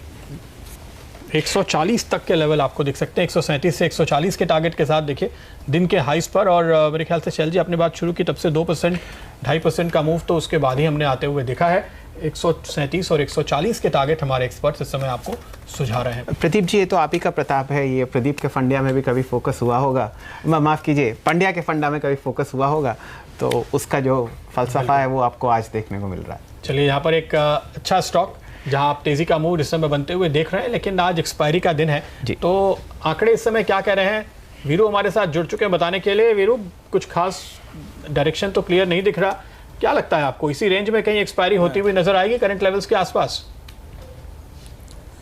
एग्जैक्टली अगर आप देखिए प्रदीप, लेकिन आज का एक बड़ा क्रिटिकल डेटा डाइवर्जेंस जो मेरे को नजर आया वो ये है कि रिलायंस के चलते शायद यहां से निफ्टी में अच्छा अपसाइड हो सकता है वर्सेस निफ्टी बैंक। वो एग्जैक्टली आपको समझाने की कोशिश करूंगा एक्सपायरी पोल के आंकड़ों के जरिए। देखिए, जो इनफैक्ट आप इंटरडे का बिल्डअप देखिए प्रदीप, आज के गैप डाउन ओपनिंग के बाद और इनफैक्ट उसके बाद जो डिप आया 11,800 पे बड़ा कॉल राइटर हावी हो गया, आउटस्टैंडिंग OI 41 लाख पहुंच गया। यानी एग्जैक्टली पोल के मुताबिक वो जो 800 थी वो अपर वॉल बन गई, उसको हम पार नहीं कर पाए। कुछ देर पहले एक पुल बैक आया लेकिन उसको पार नहीं कर पाए।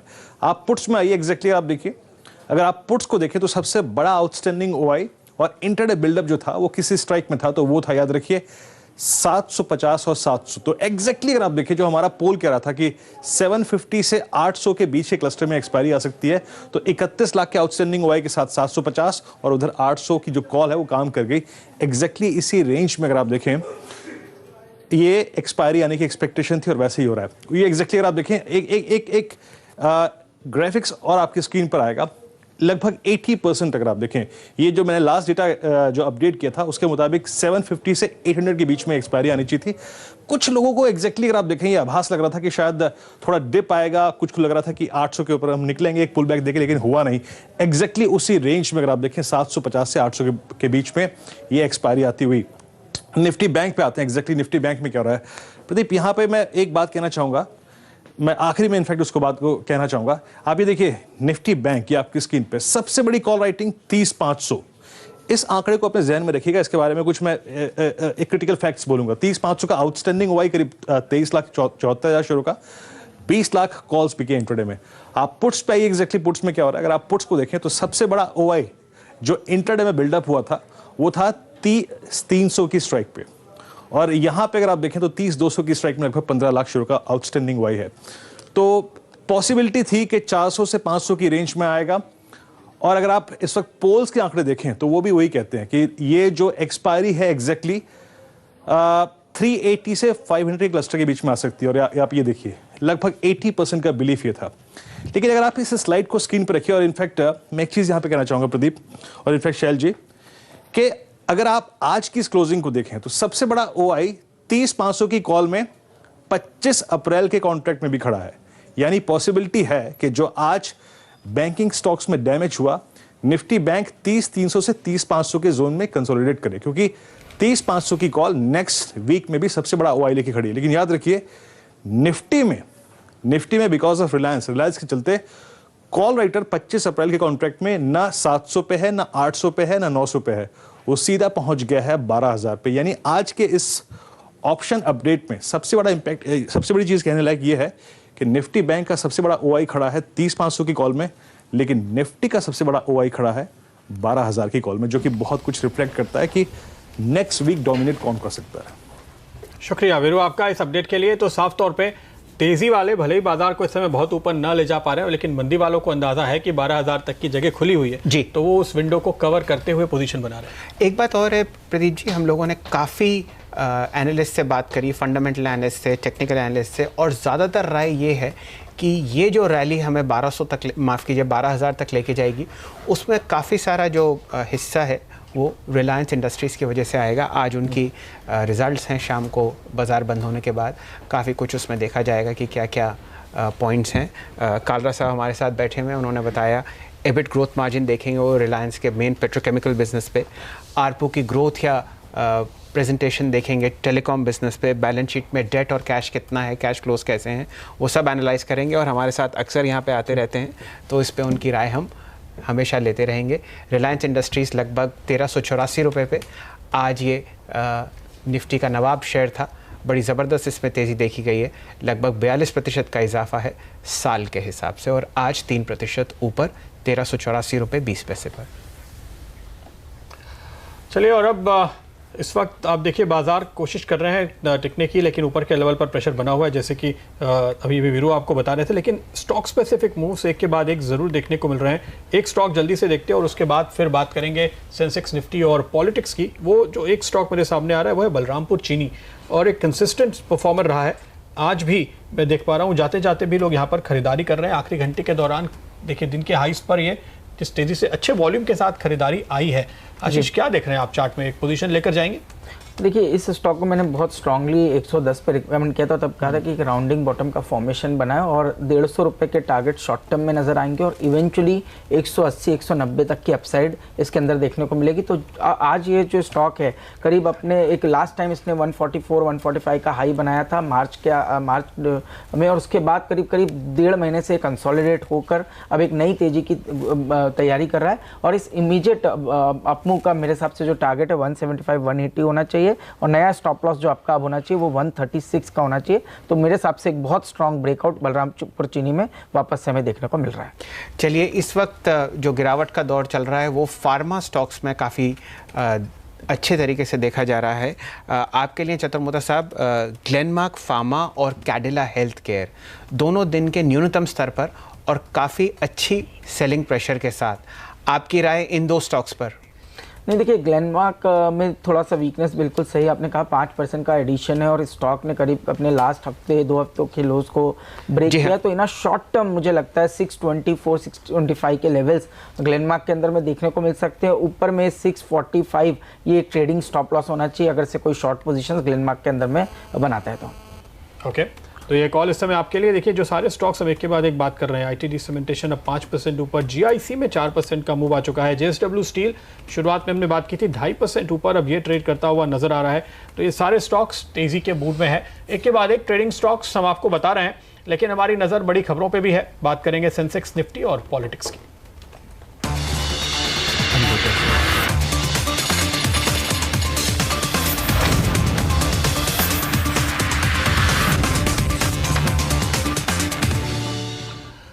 तो लोकसभा चुनाव के दूसरे चरण की वोटिंग जारी है। 12 राज्यों की 95 सीटों के लिए मतदान हो रहा है। दोपहर 2 बजे तक यूपी और बिहार में करीब 39% वोटिंग हो चुकी है। इसे ठीक ठाक माना जाएगा।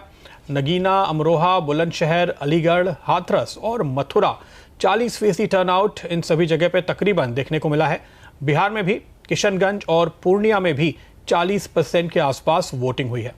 इस दूसरे दौर में कई महारथी मैदान में है। मथुरा से हेमा मालिनी, फतेहपुर सीकरी से राज बब्बर, श्रीनगर से फारूक अब्दुल्ला, तुमकुर से HD देवेगौड़ा के साथ साथ कनिमोई और कार्ति चिदंबरम भी इस दौर में मैदान में उतरे हुए हैं। दूसरे चरण की वोटिंग के बाद की जो स्थिति नजर आ रही है उस पर सीधे अपडेट लेंगे। आपको अमेठी ले चलेंगे। देश का सबसे हॉट लोकसभा सीट है ये। कांग्रेस अध्यक्ष राहुल गांधी को टेक्सटाइल मंत्री स्मृति ईरानी टक्कर दे रही है और मेरे सहयोगी नीरज वाजपेयी मेरे साथ जुड़ चुके हैं। नीरज, बताइए। प्रदीप, अमेठी की आपने बात करी ना, बहुत इंटरेस्टिंग है वहाँ पे। और क्योंकि स्मृति ईरानी वहाँ से चुनाव लड़ रही हैं, राहुल गांधी लड़ रहे हैं, उसके बगल का क्षेत्र रायवली का है, तो वो दिलचस्प मुकाबला है इसलिए क्योंकि राहुल गांधी इस बार 2 क्षेत्रों से चुनाव लड़ रहे हैं।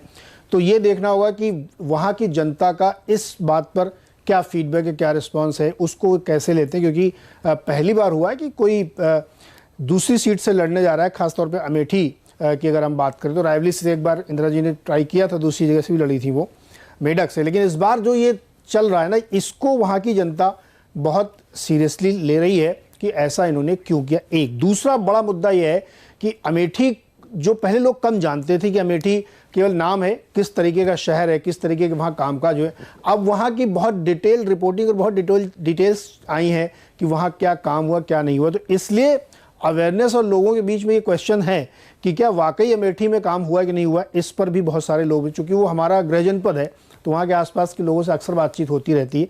तो इस बार जो है ये सारे सवाल हैं जिनके जवाब देने पड़ेंगे और इसी के आधार पर वोटिंग होगी। तो अमेठी थोड़ा सा मुझे लगता है कि फंसा हुआ है चुनाव वहाँ पे।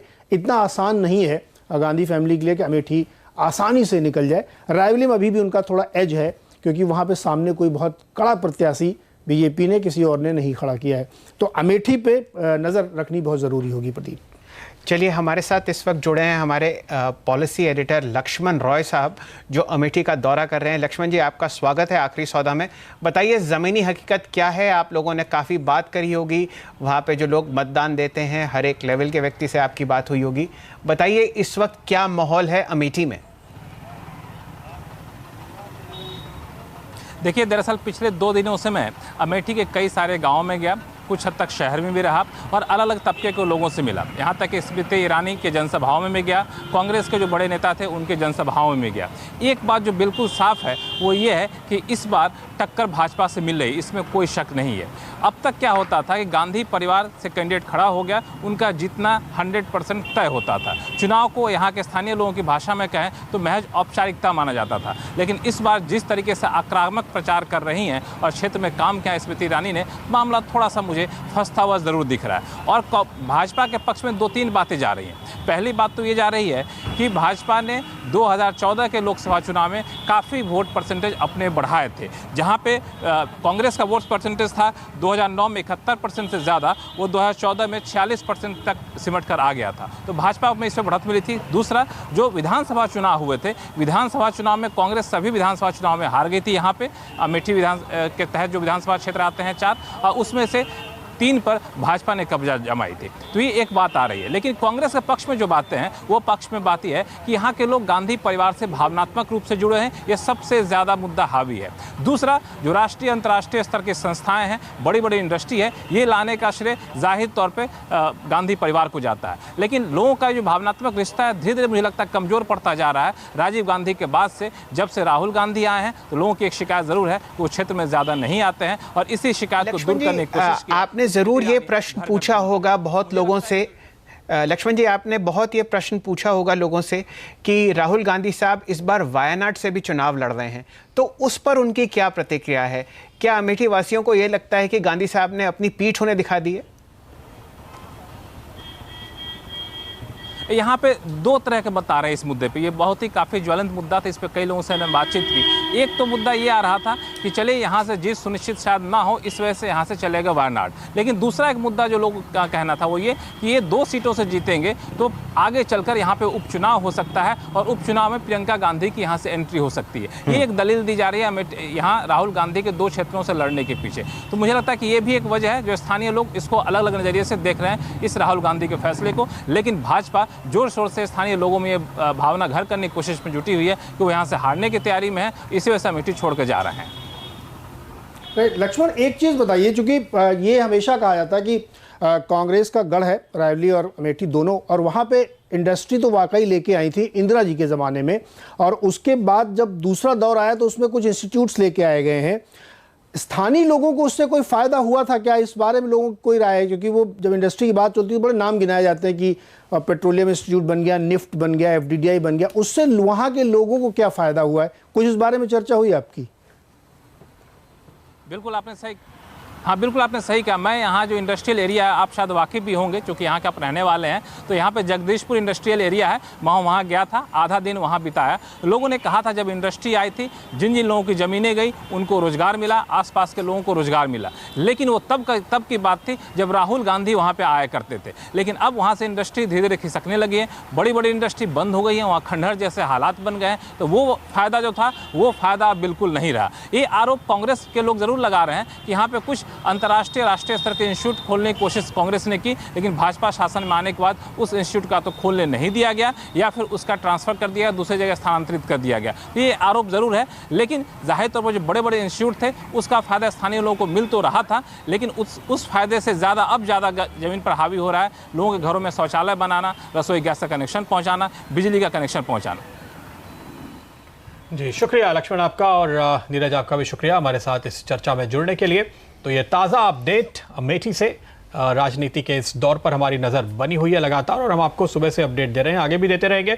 फिलहाल बाजार की तरफ वापस लौटते हैं, एक्सपायरी की तैयारी और अब करीब आ रहे हैं, मुश्किल से 24 मिनट बाकी हैं आखिर के 11,760 के आसपास निफ्टी आता हुआ ऊपरी स्तरों पर रेजिस्टेंस मिला है और फिर से थोड़ा दबाव देखने को मिल रहा है। लेकिन 3 बज चुके हैं, तो 3 बजे का ट्रेडिंग आइडिया कौन सा है, वो स्टॉक कौन सा है, वो ट्रेड आशीष चतुर्मोहता बताएंगे। जी प्रदीप, इसमें हमने ऑरोबिंदो फार्मा को पिक किया क्योंकि स्टॉक ने लोअर लेवल से एक बहुत अच्छी रिकवरी दिखाई है और मेरे हिसाब से 780 पे एक बहुत अच्छा बेस अभी स्टॉक बना चुका है। एक रेंज में चल रहा है, पर रेंज के लोअर एंड को टेस्ट किया तो अब मुझे लगता है higher end of the range जो है वो करीब 810 तक है, तो उसको छूने की एक कोशिश करेगा। 804 का शॉर्ट टर्म टारगेट मुझे लगता है ऑरोबिंदो फार्मा में देखने को मिल सकता है। चलिए, इस वक्त एक गिरावट का दौर चल रहा है प्राइवेट सेक्टर बैंक्स में, खासकर इंडसइंड बैंक और कोटक महिंद्रा बैंक। पिछले 5-7 मिनट में लगभग 20-30 रुपए की गिरावट इंडसइंड बैंक में ही देखी गई है।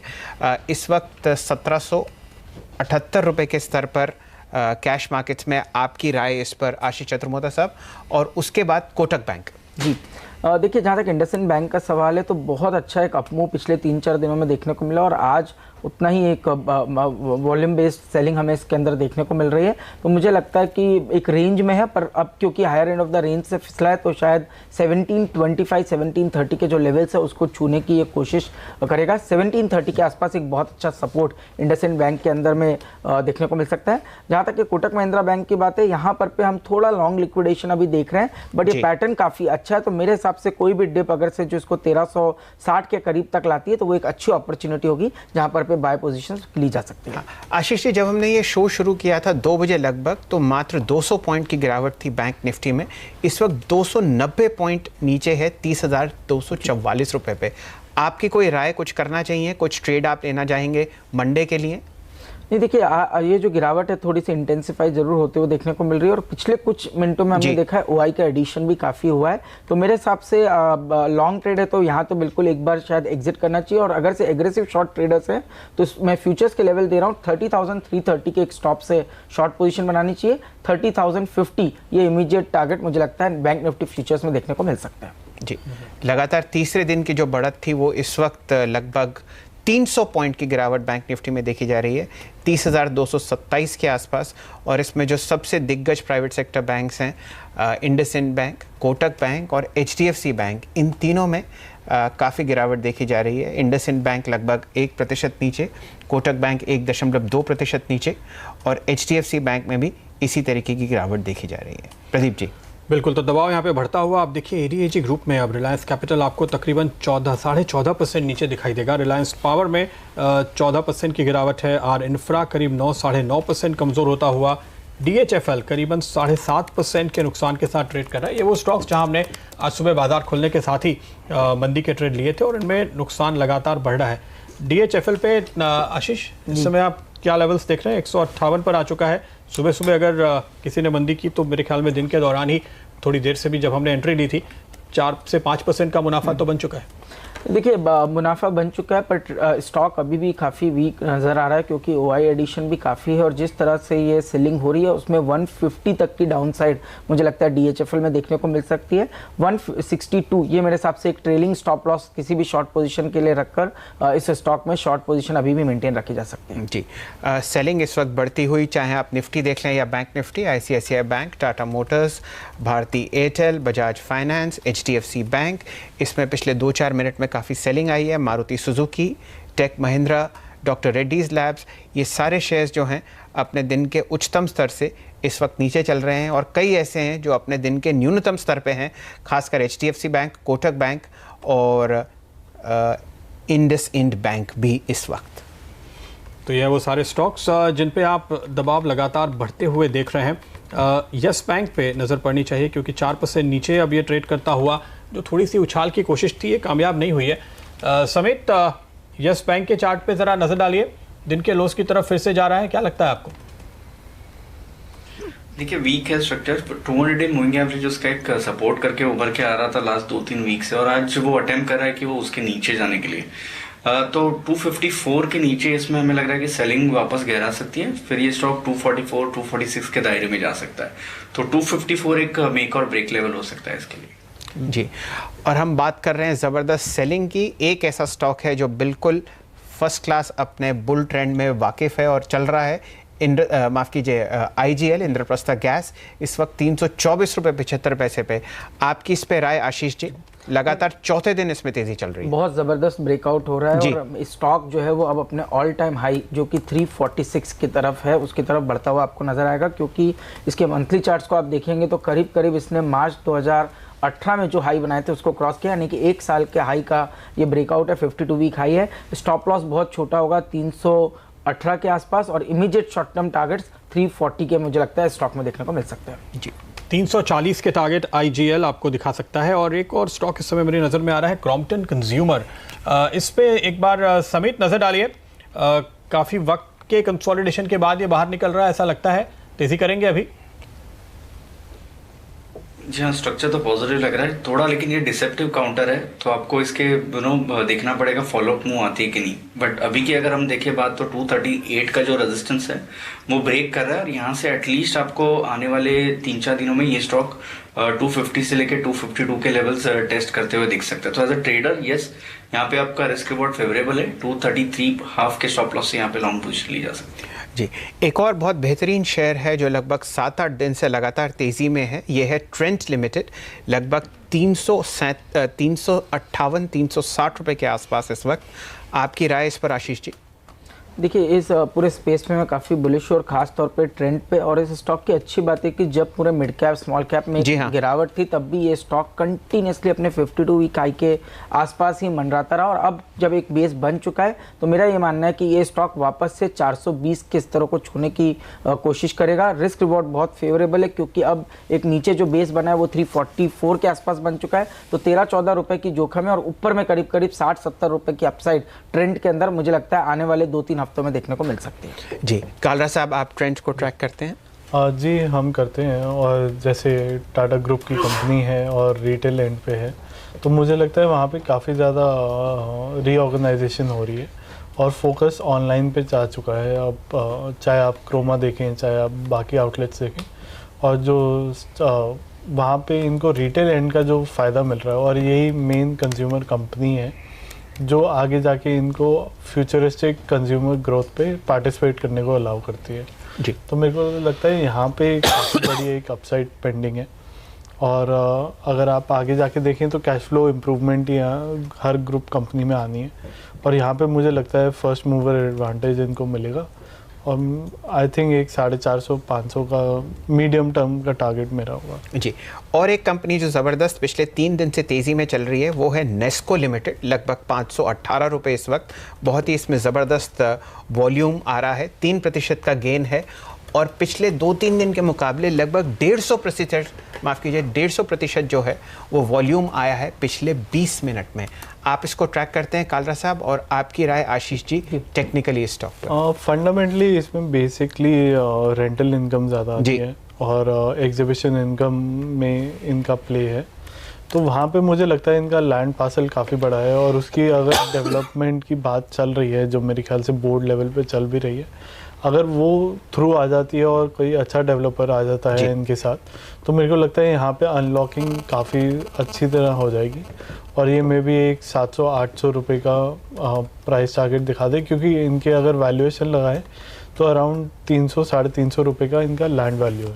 अच्छा, और लगभग अभी 520 रुपये के आसपास चल रहा है, जिसमें 350 रुपये आप कह रहे हैं लैंड वैल्यू चल रहा है। ज़रा देखते हैं इस वक्त बाज़ार में क्या कंट्रीब्यूशन चल रहा है निफ्टी पे। 30 पॉइंट नीचे है 11,756 रुपये पे। अच्छी बात यह है कि TCS अपने दिन के सबसे उच्चतम स्तर पे है, तो एक कंट्रीब्यूटरी प्लेट देखते हैं निफ्टी में इस वक्त क्या चल रहा है। 31 पॉइंट नीचे TCS, ये देखिए 2155 रुपये 55 रुपये के आसपास लगभग गिरे हुए बाजार में 1% ऊपर। गिरने वाले शेयर्स में कंट्रीब्यूशन है HDFC का लगभग 11 पॉइंट, इंडसइंड बैंक जो दिन के न्यूनतम स्तर पे चल रहा है 7 पॉइंट, इन्फोसिस 7 पॉइंट और LNT जो 2 दिन काफ़ी अच्छा बढ़ा था लेकिन आज प्रॉफिट बुकिंग, इसकी वजह से भी 7 पॉइंट का गिरावट देखा जा रहा है निफ्टी में। और बढ़त किन कंपनीज़ की वजह से? रिलायंस, जिसकी हम बात कर रहे हैं काफ़ी समय से, रिजल्ट्स ड्यू हैं बाज़ार बंद होने के बाद, लगभग 38 पॉइंट का इजाफा मात्र रिलायंस से। TCS 6 point, Tata Motors 3 point लगभग, और JSW स्टील जो दिन के न्यूनतम स्तर से काफ़ी अच्छी तेज़ी दिखा रहा है इस वक्त 2 पॉइंट का कंट्रीब्यूशन कर रहा है। कुल मिला के बढ़ने वाले शेयर्स की वजह से निफ्टी 55 पॉइंट ऊपर है। तो ये है वो स्टॉक्स जो इस समय खास तौर पे कंट्रीब्यूट करते हुए प्रेशर आ रहा है निफ्टी बैंक की वजह से, जो 300 पॉइंट नीचे के लेवल इस समय आपको दिखा रहा है। लेकिन ऐसे बाजार में कुछ स्टॉक्स जिन पर फोकस होना चाहिए, जहां तेजी के खिलाड़ी काम कर रहे हैं, BPCL पर एक बार की नजर डालिए। समेत BPCL पे एक तेजी का ट्रेड बन रहा है 3-4 दिनों के बाद, क्या आप लेना चाहेंगे?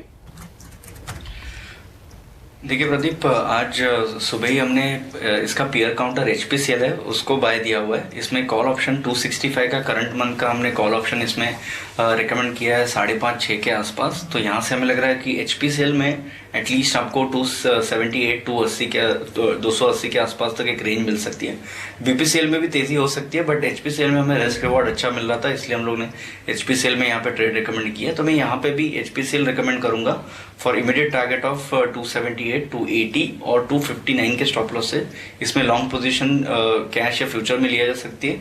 अगर किसी को ऑप्शन के जरिए करना है तो 265 का कॉल काफी ज्यादा एक्टिव है, तो इसमें लॉन्ग पोजीशन ली जा सकती है। ओके, इस बीच IGL पे नजर डालिए और ये स्टॉक देखिए तेजी को और बेहतर करता हुआ दिन के हाइस पे, और ये अपने नए लाइफ हाइज मेरे ख्याल से आज के दिन बना रहा है। लाइफ हाइज है लेकिन 52 वीक हाइज आज बनाता हुआ नजर आ रहा है। नए जो लेवल इसने अपने पुराने रिकॉर्ड के लेवल से उनको पार कर लिया है तेज रफ्तार पकड़ते हुए। 325-26 के आसपास का वो पिछला हाई था और अब ये 330 की तरफ तेजी से बढ़ रहा है। आशीष जी, जैसे मैंने कहा कि ये स्टॉक अब अपने ऑल टाइम हाई को छूने की कोशिश करेगा। ऑलमोस्ट लास्ट 12-13 महीने के हाइस को इसने क्रॉस किया है और बहुत अच्छा बेस बना दिया है। रिस्क रिवॉर्ड भी बहुत फेवरेबल है। हमने फ्यूचर्स में बात की थी तो 318 का स्टॉप दिया है, 340 के फ्यूचर्स में टारगेट होंगे। कैश स्पॉट लेवल पे 345 तक की जगह मुझे लगता है बहुत ही जल्द इस स्टॉक में नजर आएगी। एक अच्छा BTST कैंडिडेट मुझे लगता है IGL नजर आ रहा है।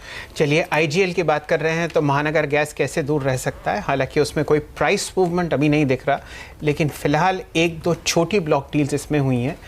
ये प्राइस दिखता हुआ इस वक्त 1018 रुपये के आसपास। ये दोनों स्टॉक्स लगभग ऑलमोस्ट एक जैसे चलते हैं। कालरा साहब दोनों पे बड़े बुलिश हैं। आपकी राय MGL पर, और फिर आशीष जी बताएंगे उसका टेक्निकल व्यू। तो मेरा MGL पे अभी न्यूट्रल है, क्योंकि जब वो ब्लॉक डील हुआ था BP ने जब एग्जिट करा था, वो प्राइस एकदम बहुत अट्रैक्टिव प्राइस था, क्योंकि उस टाइम फंडामेंटल सेम थे सब, कोई फंडामेंटल चेंजेस नहीं थे। लेकिन बिकॉज वो ब्लॉक डील होनी थी तो एक स्टॉक पे प्रेशर था, वहाँ से कम 10 से 12% ये ऊपर आ चुका है।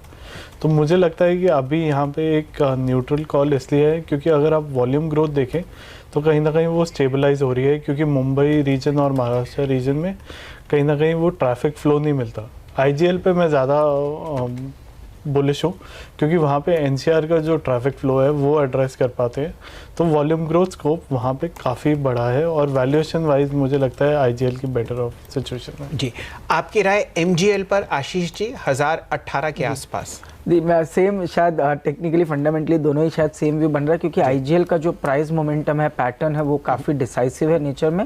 एमजीएल में एक अप ट्रेंड जरूर पकड़ा हुआ है, पर ट्रेंड काफ़ी साइडवेज है, तो मेरे हिसाब से इसमें थोड़ा शायद समय लगेगा। और टेक्निकली जब तक ये 1040-50 के ऊपर डिसाइसिवली जाता हुआ नहीं दिखेगा, तब तक मुझे लगता है कि कोई गिरावट या नेगेटिविटी नहीं है, बट साइडवेज रह सकता है। और उसी ड्यूरेशन में शायद आईजीएल एक बहुत अच्छा अपमूव दिखाए, तो बेहतर होगा इस समय कि आईजीएल के ऊपर ट्रेड लिया जाए। प्रदीप जी, आप बैंक निफ्टी पर नज़र डालना चाहेंगे और 2-3 शेयर्स बैंकिंग सेक्टर में दिन के न्यूनतम स्तर पर, बैंक ऑफ बड़ौदा और आईडीएफसी और कोटक बैंक, अगर आप चाहें तो एक 450 पॉइंट का नुकसान इस समय आप निफ्टी बैंक पे आते हुए देख रहे हैं। और यहाँ पर गिरने वाले स्टॉक्स में जैसे आपने बात की, यस बैंक पर भी नज़र होनी चाहिए, क्योंकि ये अब 4.5% नीचे, तो वायदा कारोबार में सबसे ज़्यादा कमज़ोर बैंकिंग स्टॉक दरअसल ये है। और अगर आप इंडेक्स के लिहाज से देखते हैं तो गिरावट इंडसइंड बैंक में करीब 1.5% के आसपास के पिछले कुछ मिनटों के दौरान आती हुई, कोटक महिंद्रा बैंक में करीब 1-1.5% और इतनी ही आईसीआईसीआई बैंक में गिरावट आई है। तो ये 3 बैंक हैं इस समय आप कंट्रीब्यूशन के हिसाब से जैसे देख सकते हैं। सबसे ज़्यादा गिरावट में कोटक महिंद्रा बैंक का और फिर आईसीआईसीआई का योगदान पिछले कुछ मिनटों के दौरान रहा है। पूरे दिन के ट्रेड के लिहाज से आपको एचडीएफसी बैंक टॉप पे नज़र आ रहा है, लेकिन अभी कोटक पे ज़्यादा करीब से नज़र होनी चाहिए। आशीष, क्या देख रहे हैं आप? कोटक महिंद्रा बैंक और आईसीआईसीआई पे भी नजर डालिए, जो कि इस वक्त नीचे ले जा रहा है निफ्टी को, बैंक निफ्टी को माफ कीजिएगा, 365 पॉइंट नीचे है। देखिए प्रदीप जी, आज गिरावट जरूर हो रही है, बट कोई बहुत एग्रेसिव साइंस नहीं नज़र आ रहे। जैसे कि आप आईसीआईसीआई बैंक पे देखेंगे तो बिल्डअप में बहुत फ्लैट ओआई का एडिशन है। वहीं कोटक महिंद्रा बैंक की भी बात करूँ मैं तो इसमें भी स्लाइटली 0.55% का ओआई रिडक्शन है, जो कि कोई बहुत सिग्निफिकेंट नहीं है। तो मैं समझता हूँ कि ये जो आज की गिरावट है, इसको थोड़ा प्रॉफिट बुकिंग के ही नज़रिए से देखता हूँ। शायद 1 या 2 दिनों में एक अच्छी रिकवरी वापस आईसीआईसीआई, कोटक, एक्सिस, इस तरह के नामों में आपको देखने को मिल जाएगी। चलिए बात करते हैं आरबीएल बैंक की। रिजल्ट्स काफ़ी अच्छे थे। चतुर्मोता साहब ओपन इंटरेस्ट बहुत अच्छी तरीके से ट्रैक करते हैं, तो लगभग 15% का इजाफा और आरबीएल बैंक लगभग 1% नीचे। आपकी राय इस पर? देखिए बिल्कुल, आज ओआई एडिशन बहुत सिग्निफिकेंट है, क्योंकि ऑब्वियसली आज रिजल्ट भी था। सेम चीज़ आप डीसीबी में देख रहे हैं, 22-23% का ओआई एडिशन है। बट अच्छी बात यह है कि आरबीएल बैंक ने एक अच्छा बेस जो है वो 660 के आसपास बना लिया है, और अब एक कंसोलिडेशन जो यहाँ पर आपको देखने को मिल रहा है, उसमें इंपॉर्टेंट ये कि अब ये 660 के लेवल्स ब्रेक नहीं होने चाहिए। अगर से 660 के लेवल आने वाले 1-2 दिनों में ब्रेक नहीं होते तो मुझे लगता है 710 तक की अपसाइड आरबीएल बैंक में देखने को मिल सकती है। हालांकि आरबीएल और डीसीबी बैंक में अगर से आप मेरा प्रेफरेंस लें तो मुझे लगता है डीसीबी बैंक बहुत ज़्यादा बेहतर एक पैटर्न नजर आ रहा है, जहां पर पे 215 तक की जगह भी शॉर्ट टर्म के अंदर में नजर आ सकती है। आपको ओपन इंटरेस्ट का डेवलपमेंट इतना अच्छा पसंद आता है, तो मैं आपको एक और प्रश्न देता हूं। स्टेट बैंक ऑफ इंडिया लगभग 15% इस दिग्गज शेयर में ओपन इंटरेस्ट का इजाफा हुआ है और स्टॉक लगभग 2% नीचे है। कुछ करना चाहेंगे आप मंडे के लिए? देखिए यहाँ थोड़ा सा गिरावट गहरा रही है और वीकनेस इसमें थोड़ी सी क्लियर नज़र भी आ रही है, और ऑब्वियसली शायद जेट एयरवेज का जो इशू है उसका भी इम्पैक्ट इस स्टॉक पे देखने को मिल रहा है। तो कहीं ना कहीं मुझे लगता है कि 305 से लेकर 300 रुपए तक की अपसाइड की downside state bank of India में देखने को मिल सकती है। तो अगर से एक लॉन्ग शॉर्ट ट्रेड भी आप देखना चाहें तो long axis bank, short SBI, ये एक अच्छा पेयर ट्रेड मुझे लगता है विद इन बैंकिंग बास्केट देखने को मिल सकता है। ओके, बैंक ऑफ बड़ौदा, लेकिन आप देखिए यहाँ पे समित एक बार इसके चार्ट पे नजर डालिए। जो पूरी तेजी इस स्टॉक में हमने देखी थी फरवरी एंड से लेकर के, जब ये मर्जर को बाजार फैक्टर इन कर रहा था, करीबन 100 रुपए के आसपास से 135 तक की तेजी दिखी। आज तो ऐसा लग रहा है कि वो सारी पोजीशन तेजी से अनवाइंड हो रही है। देखिए दिन के निचले स्तरों पे आ चुका है ये स्टॉक, क्या करेंगे?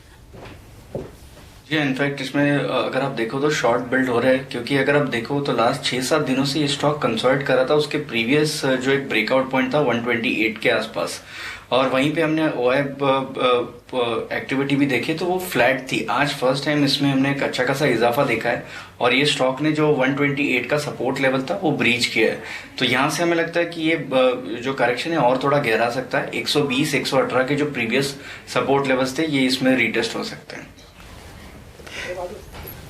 ओके तो बैंक ऑफ बड़ौदा फिलहाल तेजी से गिरता हुआ इस समय ये स्टॉक जो मैं देख पा रहा हूँ, जो लोज आज बन रहे हैं ये 28 मार्च के बाद के अपने निचले स्तरों पे आता हुआ, यानी करीबन 20 दिनों का एक निचला स्तर बैंक ऑफ बड़ौदा में इस समय दिखाई दे रहा है। 30,173 के लेवल निफ्टी बैंक में इस बीच आते हुए तो तेजी से गिरावट बढ़ी है। वायदा बाजार में इस समय आप देख सकते हैं गिरने वाले शेयर्स की तादाद लगातार बढ़ती हुई नजर आ रही है और ADAG, जेट एयर के अलावा यहाँ पर एक स्टॉक जिस पर मेरी नज़र है वो है वोडाफोन आइडिया, क्योंकि ये रिकवर हुआ था काफ़ी तेज़ी से लेकिन आज फिर से दबाव में आता हुआ इस समय ट्रेड कर रहा है।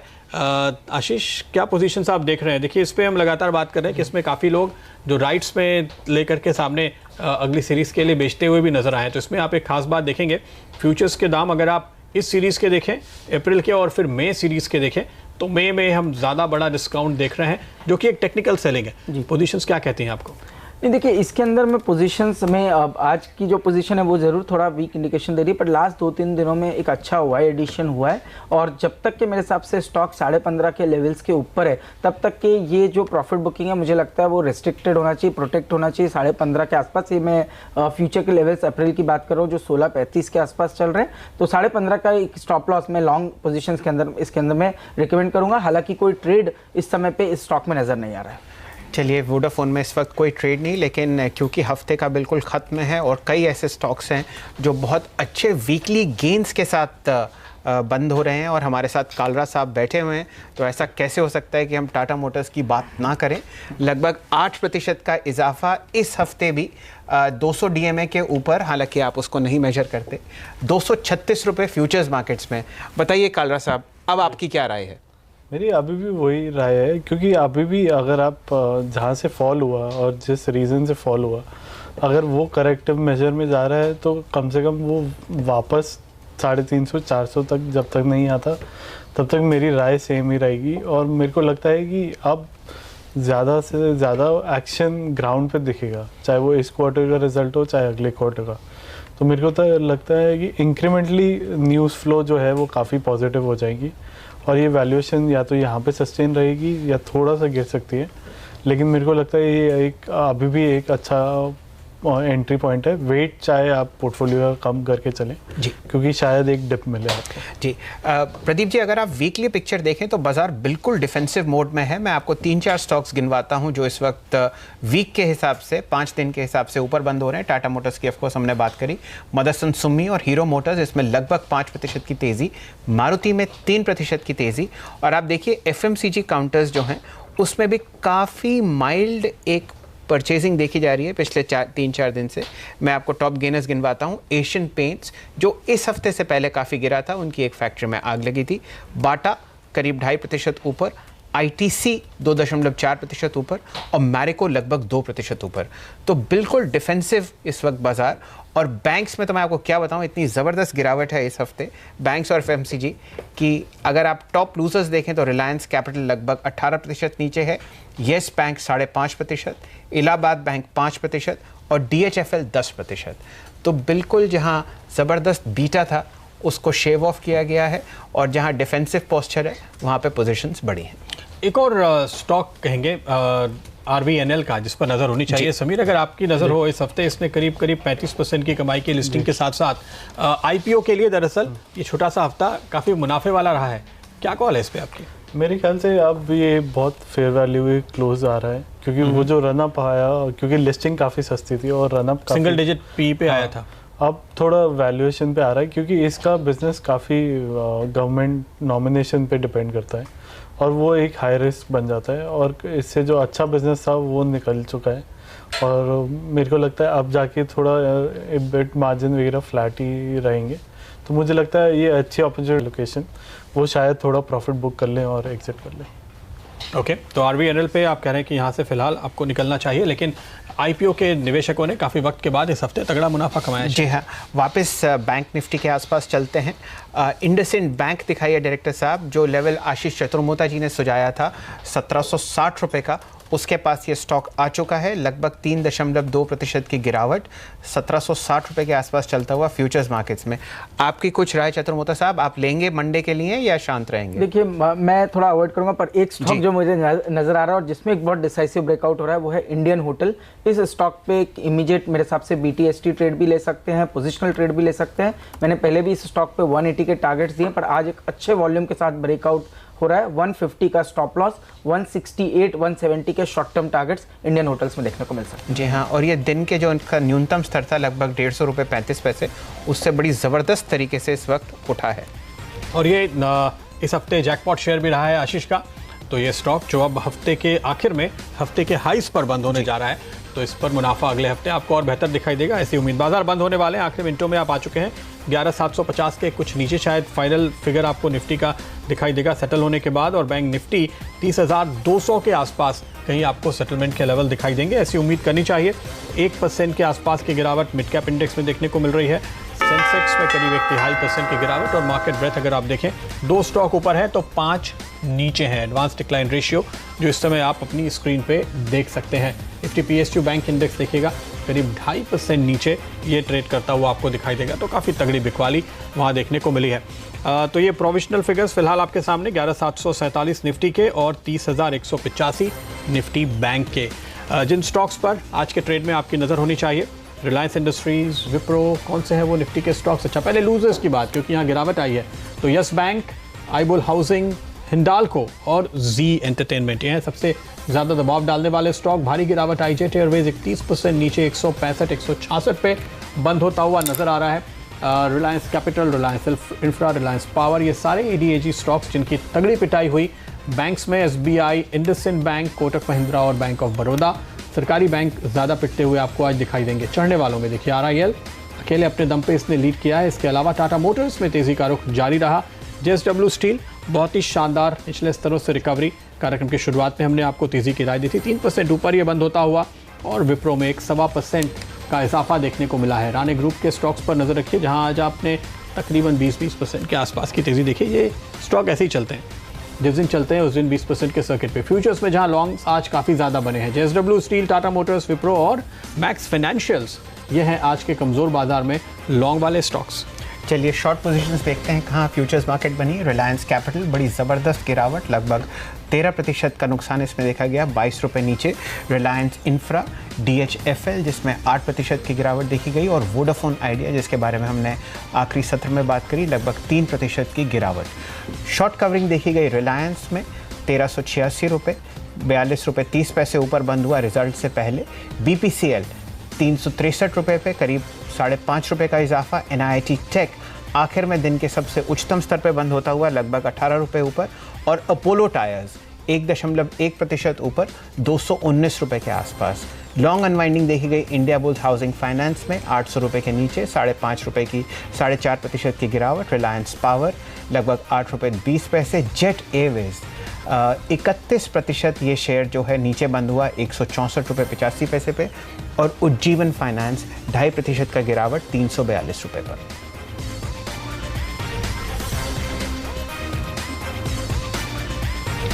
इसके साथ ही अपने एक्सपर्ट से यहाँ पर हम लेंगे इजाज़त। बहुत बहुत शुक्रिया आपका हमारे साथ जुड़ने के लिए, और समीत आपका भी शुक्रिया। और आइए प्रदीप जी, एक शेयर मैं दिखाना चाहता हूँ, PVR। बहुत ज़बरदस्त दिन भर इसमें गिरावट का दौर देखा गया। हम लोगों ने इसमें लगभग 1655 रुपये का एक लो देखा, और ये 1710 रुपये पे बंद हुआ एक लॉन्ग वीकेंड से पहले। लॉन्ग वीकेंड के पहले यही चलना चाहिए जी। अच्छी रिकवरी निचले स्तरों से आज के ट्रेड में इसने दिखाई है। लेकिन आइए अब आपको बताते हैं स्टॉक 2020 का रिजल्ट।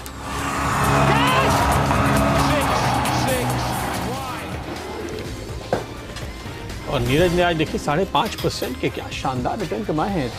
देखते हैं कौन से थे वो स्टॉक्स जिन पर आज नीरज ने दाव लगाया था। एक तो गेंदबाज जेट एयरवेज टॉप पे 32% गिरा, और इसने पूरी भूमिका निभाई। स्टार सीमेंट, सास्केन और स्पाइस जेट, ये सारे S वाले स्टॉक थे 3 जिन्होंने ज़बरदस्त रिटर्न दिए। और हेमंत की टीम पे नजर डालिए, supreme petro, Manali petro, Mangalore chemical और AB मनी जिन्होंने आज कमाई की है।